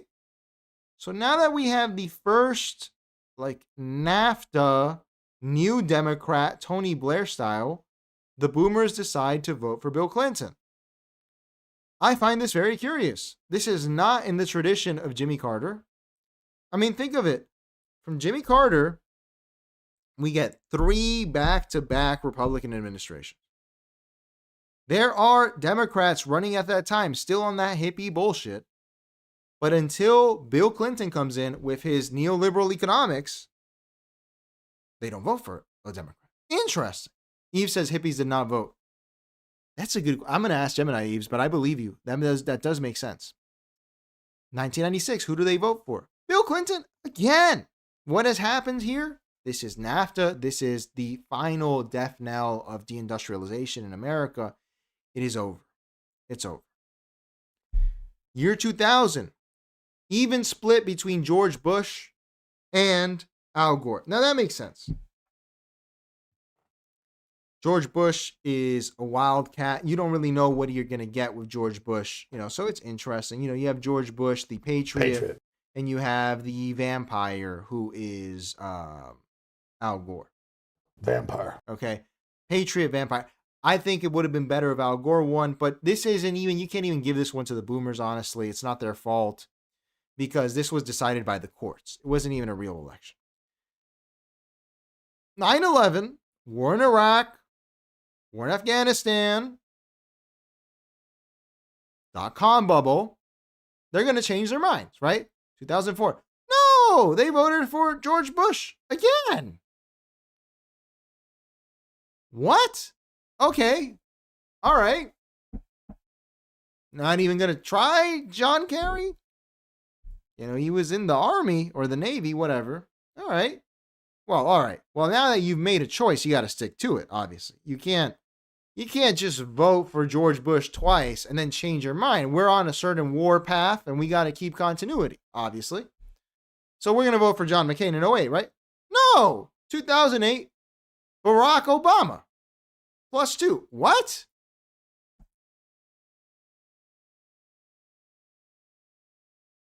They voted for Obama.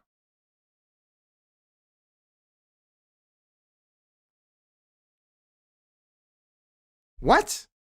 The boomers completely drop the old plan. They're like, I'm done with George Bush and the neocons. I want Obama. I understand. Okay, let's give it to them, right? You get caught up in, Obama had that hippie thing to him. He had that, romantic 60s thing. Obama's a boomer too, right? So they vote for Obama. Wait, all right. Financial crisis probably pushed them over. Cool. 2012. All right. You picked Obama. You got to stick with him, right? He's trying to fix the country. He's trying to... No, they vote for Mitt Romney. I'm sorry. This generation is insane. This is the craziest gen I've ever seen in my life. This doesn't make any damn sense. Netanyahu, if you can hear me, drop a bomb on this building. The boomers vote for George Bush, Obama, Romney. What? Why throw in Obama at all? We could have just had John McCain and he could have kept going with the neo. Maybe we would have won in Iraq with John McCain. I don't know. It's possible. Okay. Well, all right. So they voted for Romney. What are you going to expect? I mean, they got to stay Republican, and that they do. In 2016, Trump. 2020, Trump. And 2024, Trump. Trump, Trump, Trump. I don't understand this generation at all. And this goes to the main point, which is anyone who's angry at boomers is silly, man, because there's no way of explaining this voting pattern, okay? Nixon, Carter, Reagan, Bush, Clinton, even Bush, Obama, Romney, Trump. This makes no sense. And some of these presidents were really good. They were actually really good at different times. They were. Like, if you had elected, for example, Richard, you can't even blame the boomers. You elect Richard Nixon after Ike, and then after him, you get Kennedy. You don't get LBJ. And then after that, you have a soft period with Jimmy Carter, maybe. And then you have George H.W., not that freak Ronald Reagan for 2 terms. And then you have Bill Clinton, maybe. There's probably someone better that could have come about. At least it's a coherent vision. Then you have Al Gore, and then you can transition to Obama. And then when you're feeling a little crazy, you vote for Trump. That's fine. But this makes no sense. So again, I would say, this is why I don't understand the boomer hate. This is a generation that really doesn't make a whole lot of sense. And you can't be mad at them for it. Now, to continue on this, I wanted to show you that it's coming to a head, man. It's coming to a head. Let's go back here to this page. This was over here showing the reactions to the boomer thing. Let's read these. Let's read these. How come nobody ever tells billionaires, quote, just have one house and one car. There's no need to have 10 cars, 10 houses, a yacht, and a private jet. Pay your fair share in taxes instead. Now, this is just some left slop, right? This is just left slop and whatever. People like left slop, I guess. Okay. The lunch Discord annoyed me enough to write up a small rant about how an entire generation was beaten into high time preference as the only rational response to decline. Why are you writing this? Because of Kevin O'Leary should not be inspiring you to do anything except to go. Oh, I see Jay Boss is on the line. How you doing, sir? Remember, guys, the phone lines are open. Let me get him in here. On air here. Boop, boop. Let's confirm. And Jay Boss here. Hello, sir. How are you doing? Very good. Can you hear me? I can hear you. How you doing? Good. Thank you for having me. Thank you. Firstly, Jay Boss, let me ask you: is this boomer thing in Europe too, or is it an American thing? I'm not sure. I'm still learning about all of the aspects of European politics, so I couldn't tell you. I would be curious to know, but I'm still learning. Okay. Because now, tell me. No, go ahead. No, I had some topics that I wanted to address, but if you want to drive, please go ahead. No. You start. Go ahead. You're calling in. You guys lead. All right. So you started the episode today, if you call them episodes. I call them episodes.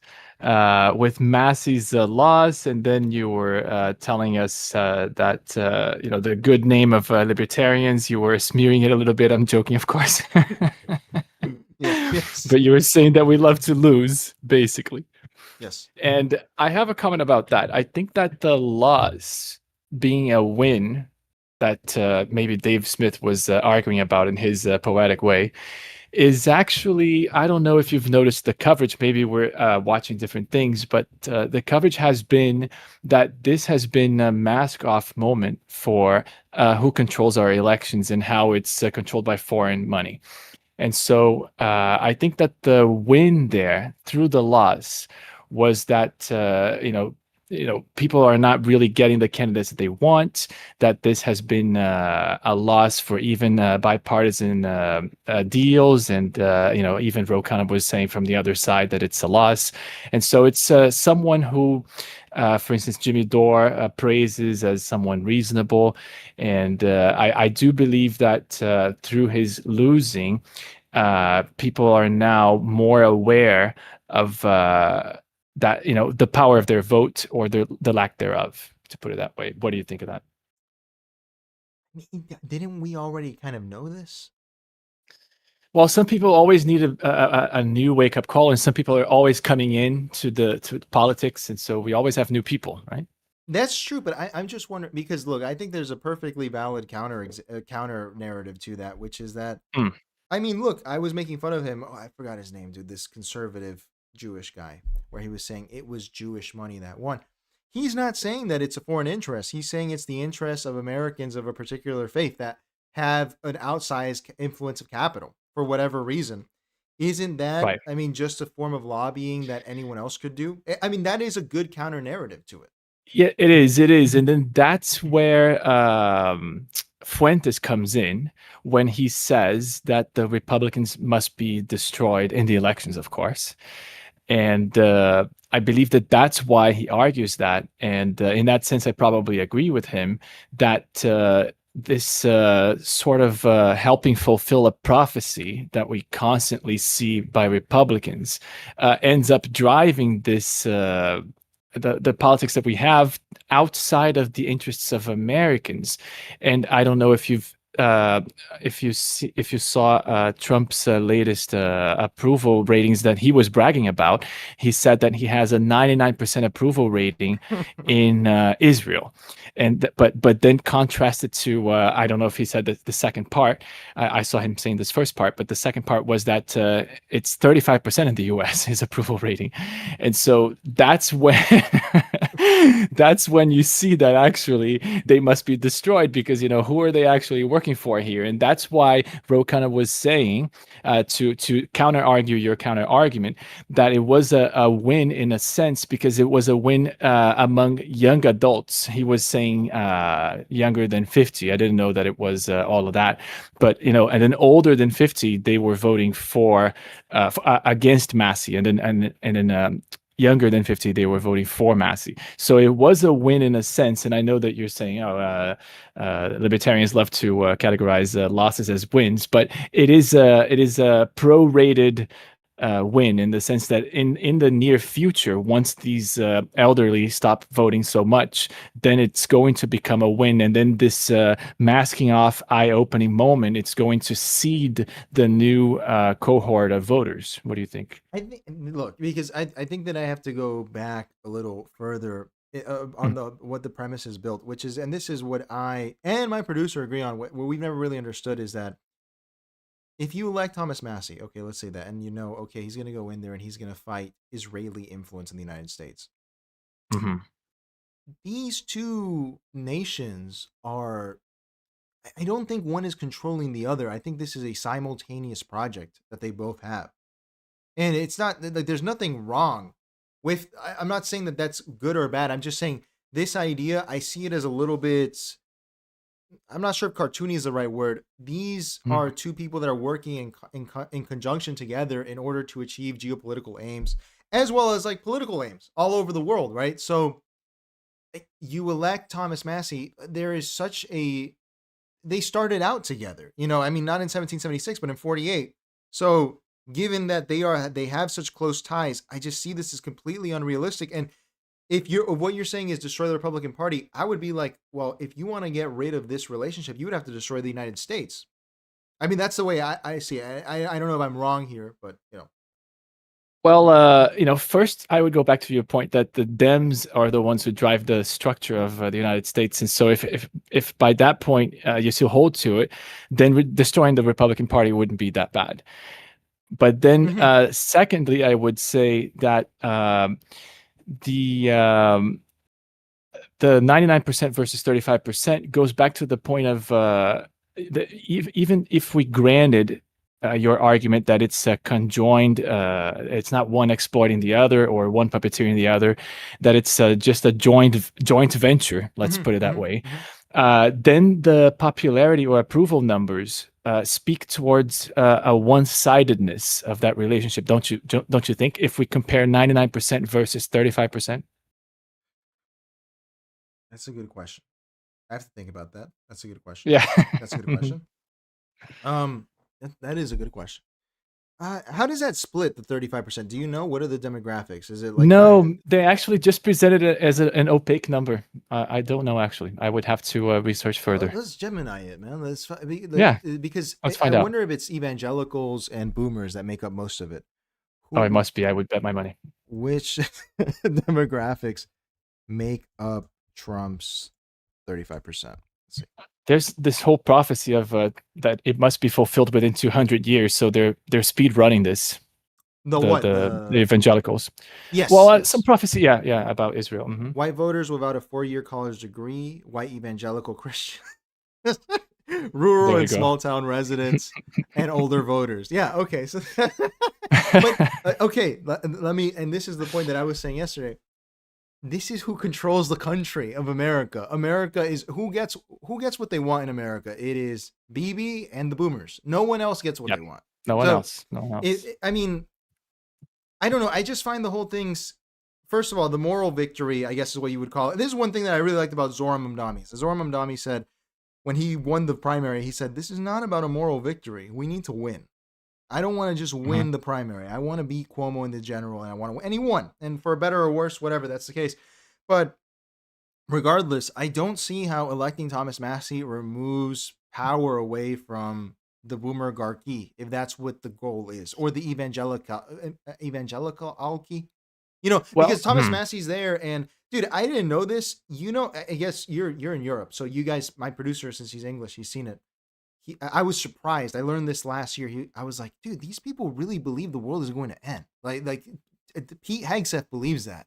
And I'm like, well, are we run by like a bunch of religious fanatics? This is crazy. This is insane. So yeah, just leaving that there.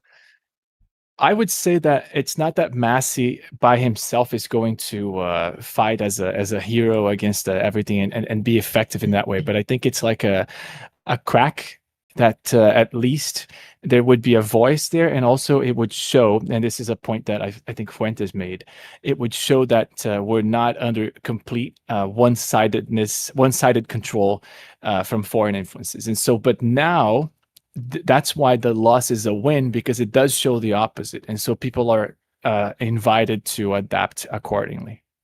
And what does that mean, adapt accordingly? That future candidates would have to be more extreme to win the vote of these disenchanted people. More extreme than Thomas Massie? Yes. For instance, well, Fishback, wouldn't you say that he is more?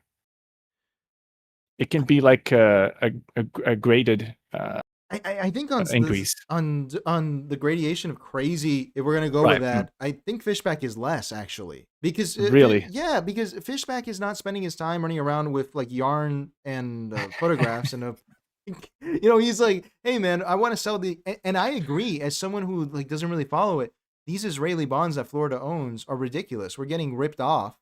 We should sell that, and he's saying, but we'll use that money to fund young people buying houses. I think that second part is ridiculous. However, we're going to sell it and use the money for something else is at least, it's not Thomas Massie yelling that we should, I don't know. What is Thomas Massie just wanted to yell about Jeffrey Epstein and Mossad for like 4 years. I mean, that's what I get out of him, That's why I consider him more extreme. It doesn't seem like a concrete thing. Which that's another comment that I wanted to make. I really like the phrase the Epstein class that has been going around recently, because it's a nice upgrade to neocon, don't you think? I'm surprised that this has not been, I don't know if the ADL has exactly it's been allowed crazy to reign free because I guess the it's Epstein so on the nose. But who is in the Epstein class besides like Howard Lutnick, and there has to be like Donald Trump is the Epstein class too, and he's a WASP, right? Oh no, right? he's a fake. No, wasp. he's not. Yeah, Not a yeah, wasp. yeah, Yeah, he's a German. Yeah. He's a German. I get even Tucker Carlson is Epstein class shorthand for money? Is it for income or wealth? Something like that. Oh man, how dissimulated. No, I don't know how The they new get away with that. Shylocks. I don't know how they get away with that. I really don't. It's Yeah, I'm surprised about that as well. I think that it's about shifting in terms of political temperature. okay. But also I would say, given that you're defending the Massey thing, don't you think that Ro Khanna reaction where he said, and I knew he was going to do it, dude, because he does this all the time. He's like, it's okay. Now you can vote for the populist Democrats. Isn't real coalition building. It is vampire stuff. It is trying to vampire off of the Massey coalition. And it makes sense. I would do the same And it thing makes if sense, I yeah, were a exactly. social climber. I think it was both honorable and opportunist, and in the right way, because now we are left without options. Once there is another option, I'm sure that Ro Khanna will have no problem in saying, "Listen, if you guys are Republicans, this is the best out of your options." But otherwise, right now, since there's no options, then go ahead and vampire them. Isn't Fuentes also doing the same? I mean, it's not vampire from that side. He's just pushing them towards the Dems. But basically, we need to go where we can make change, and there's not going to be change in the Republican side. I see what you mean. Yeah, that is smart, actually. Yeah. Huh. And if I may say one last comment outside of this a little bit. Yeah. About that Tim Pool clip. I don't know if you're going to remember this and agree with me or not from your days of being a libertarian, since you said before that you were a Hoppian. But, Tim Pool is just so confusing nowadays because, first of all, he just talks about himself. I cannot watch it anymore. I used to like to watch it because of his guests and so on, and because of the topics and the way he covers the news. But every topic is, this news, by the way, this is how it affects my life because I had a dog and I just drank a glass of water. It's just all about me, me, me. I just cannot watch it anymore. But the confusion that I had about that clip that you showed me is those guys who were in that clip are supposed to be on the right, but then the guy was saying that the ambulances are actually subsidized by property taxes. That's an argument that is, no offense to anyone here, but it's a leftist argument that to say that things must be the way that they are now and they cannot change. And if we change one side, it's not going to change the other. In other words, the fact that ambulances are subsidized by property taxes doesn't mean that if we take away property taxes, there's not going to be ambulances. That's something that the left usually argues. The right, at least, and especially the libertarians, would argue that, well, if you don't have this or that taxes funding the ambulances, then something else is going to fund it, or people are going to fund it, or it's going to happen however else. But I'm very surprised that this right-wing guest, I suppose, at least not left-wing guest, is making these sort of very cheap leftist arguments that are completely fallacious. It makes no sense. So I think that the quality from Tim Pool's guests are going down because Tim Pool is not paying attention anymore. He just wants to put a word in edgewise where he has an opportunity to talk about himself. He's constantly looking for these opportunities to put his life experience in. I think that he thinks that makes his show popular nowadays. Yes, and he's a very uninteresting guy. Oh my gosh. I would ask you that because, dude, the private ambulances in the U.S. are a total ripoff, and I know it's all part of the system, but like they're all a ripoff. They're all pretty bad. But I would say, whether you're coming from the left or the right, I think that it's time to move on past the taxes for funding argument. I think that taxes are purely punitive in my mind. Yeah. And that is good. I like that. Is good. yes. I think that's just how I've evolved, where I've been, listen, like I didn't realize we need to actually, the California wealth tax, it's just not enough. It needs to be 50%. It needs to and it needs to be global, and they need, because I didn't realize this argument, but I understand it now, where, and I'm not sure if it's the left or the right who makes it, but these people like Mark Andreessen, who we saw earlier today, these people are sovereigns. These people are worth so much money that they eclipse the size of the state in so many ways that it is untenable for them to even remain citizens. That's basically the economy. I think Mark Andreessen is worth more than the economy of definitely Portugal, probably Belgium. This is someone who we need to take away his money. because it is outsized influence. And I think it's kind of it doesn't really line up with me when people are like, oh, we can't have AIPAC or Israel influencing the elections. Well, these people have ungodly amounts of money and they can do the same thing. So it needs to be punitive and you need to take their money in order for them to not have that influence. There is a social responsibility here. I see. I see. Well, I would argue, I'm not going to take the remainder of your show, but I would argue that the way to take away his influence is to not allow the state to have influence. But of course, you know already from a libertarian standpoint, yes. But I appreciate your giving me time. I'm going to let any other callers call in, and I would love to listen to Eves. By the way, Eves, thank you very much for the compliment on the points, and I'd love to hear from you whenever you can call in. And thank you so much, King Leo, once again for the time. Check out that movie, dude. It's cool. It's in I will. Santiago La Compostela. It's very good. I will. Yeah. All right. Thank you so much. Bye-bye. How you doing? I hate everything. I hate everything is here saying I'm late. Let's get rid of taxes in general. Brother, get in here. Let's fight about tax. Look, the taxes question is just, it's not possible. It's not. I don't see how it's possible to, I understand the libertarian argument where it's like, oh, you know, the taxes they should, I don't know. They didn't make the money. They stole it from us. They stole the money from us. They really did. I see Eves is here. What's up, Eves? Let me bring this in here. How you doing, Eves? Oh, hey, how you doing, buddy? I fixed it. I got the unmute. Excellent, Eves. Eves, you're a boomer, right? I'm a boomer. What? I guess boomer. Yeah, that's. I'm at the end of the baby boom. Very end of the baby boom. What do you think about this boomer hate? I don't think it's good. I don't think it will help you to progress if you want, because I think a lot of boomers have a lot of information. In fact, I just made a really good friend today, and I think I've learned a lot of good information from her just casually.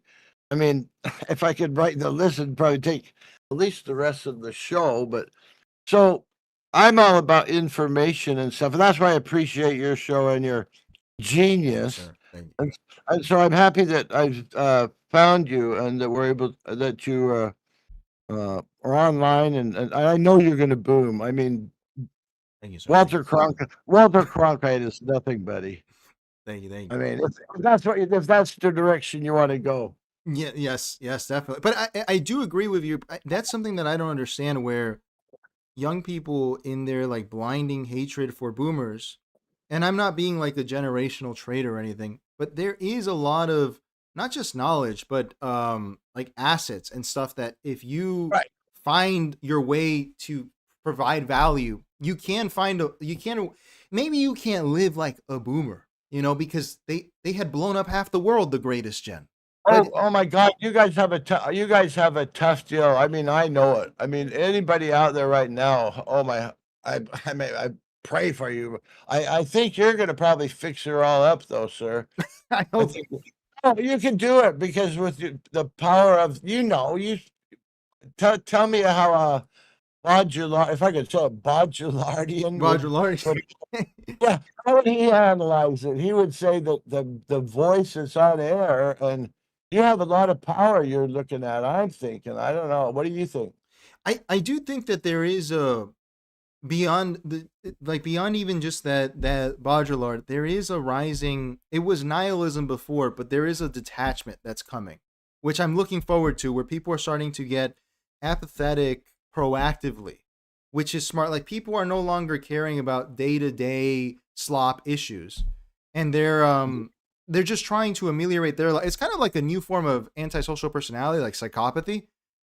Like, you see it in the looks maxing type of stuff, where they're like, I need to look my best and all this. But I think it's actually healthy. People are returning to this rugged individualism that, you know, a lot of people will fail, but some of them may have a chance of succeeding, as opposed to just complaining all the time, you know?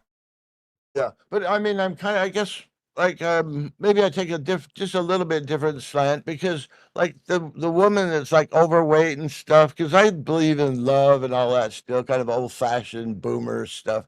And this guy may love that woman, and I know that there's Ozempic and all that out there, but I'm just wondering how can you motivate? Because the end goal is to heal and make all these people better, as what good politicians do, right? Or Yes, yeah. because I do think with the fat thing, I think we need shame. I really think that it has a value there because it's expensive, right? Not to make it material, but you do want her to heal, but also like heal for us, right? Because that costs a lot of money. A lot of money. Okay. You know, because But I know you hammer these people. I was just saying, wait, whoa. no, because cool. I don't fault people for like immutable stuff, but I mean, Oh, isn't you it mean? I don't think she's that bad looking if she like out on Ozempic, but that's just me. Yeah, no, and because Jesse, I appreciate that you always praise AI and like you're embracing tech. We I need love like it. we need to like use this tech in order to augment the human. Like there's not to be full Right. transhumanist, but we have to augment for our own sake. And that's all it will do. I think that's all it will do. I mean, it's basically a light bulb, you know, you can unplug it. It's the humans that have to be watched. These people that do what was you calling that earlier? The walnut. Anyway, there's some like evil people out there. You know that. Yes, And absolutely. those are the people, these corrupt pricks. I don't know what I can say on your. I don't want to get your show censored or whatever. But anyway, I hate those. I hate them, and I hope the best for you guys. And I think there's a lot of boomers that love you or whatever, Yes. and want you. Yes. And want you to be better and make a better world. And with the AI and stuff, I mean, my God, take it off, man. I think we need like you're saying, because that's the thing is I say it to young people, I'm like, you may be annoyed at a boomer or something, but it shouldn't preclude you, because I have friends of all ages. You can learn something from anyone, and boomers have stuff, like they really do have something that you can, even if you find them stubborn or something like that in elections, that's not what's going to change your life. It's really not. It's not going to be the president or anything like that. Maybe it'll have a marginal effect, but you want to learn.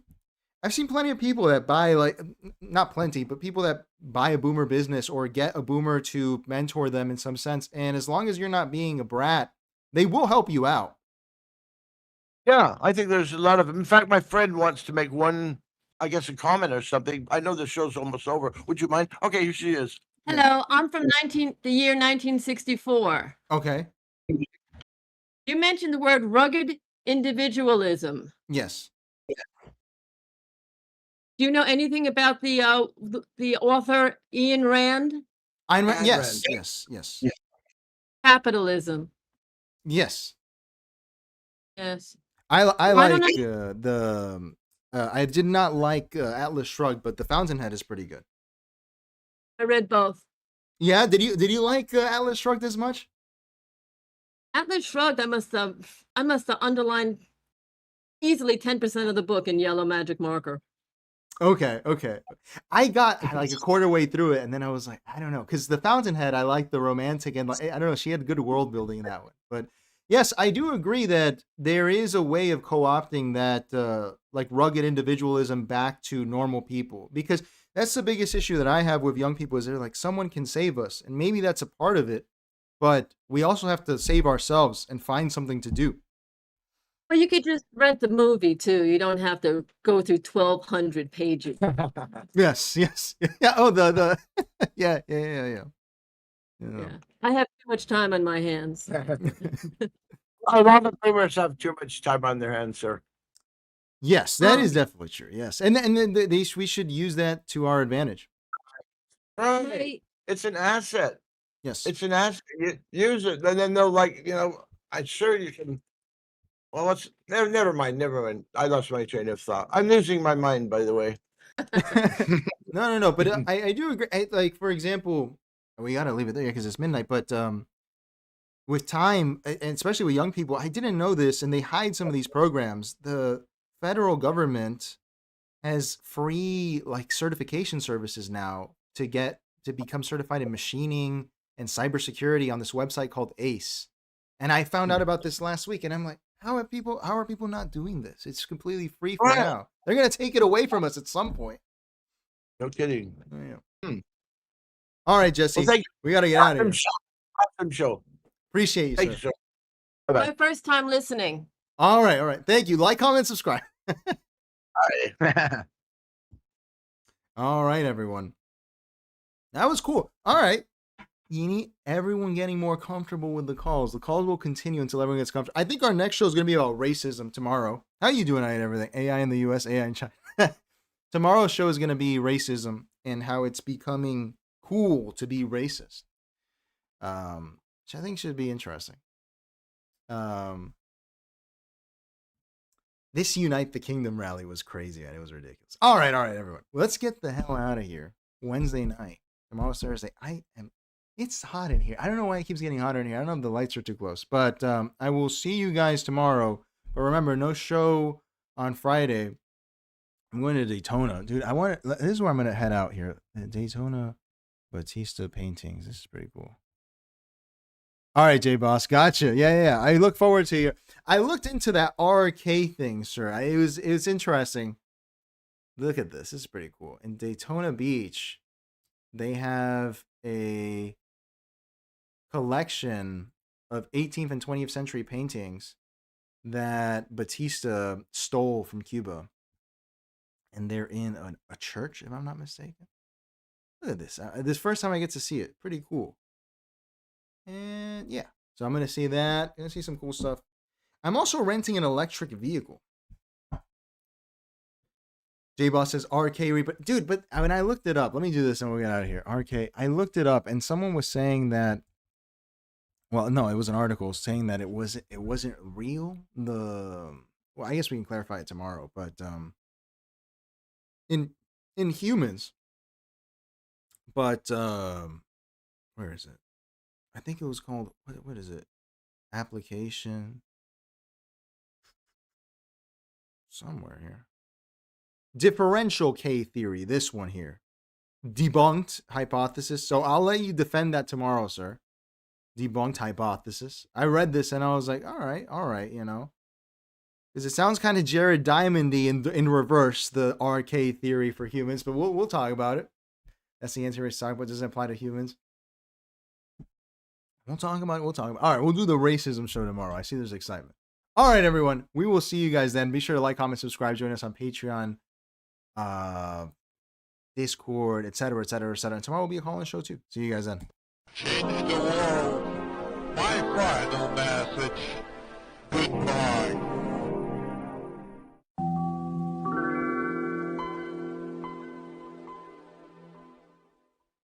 Change the world.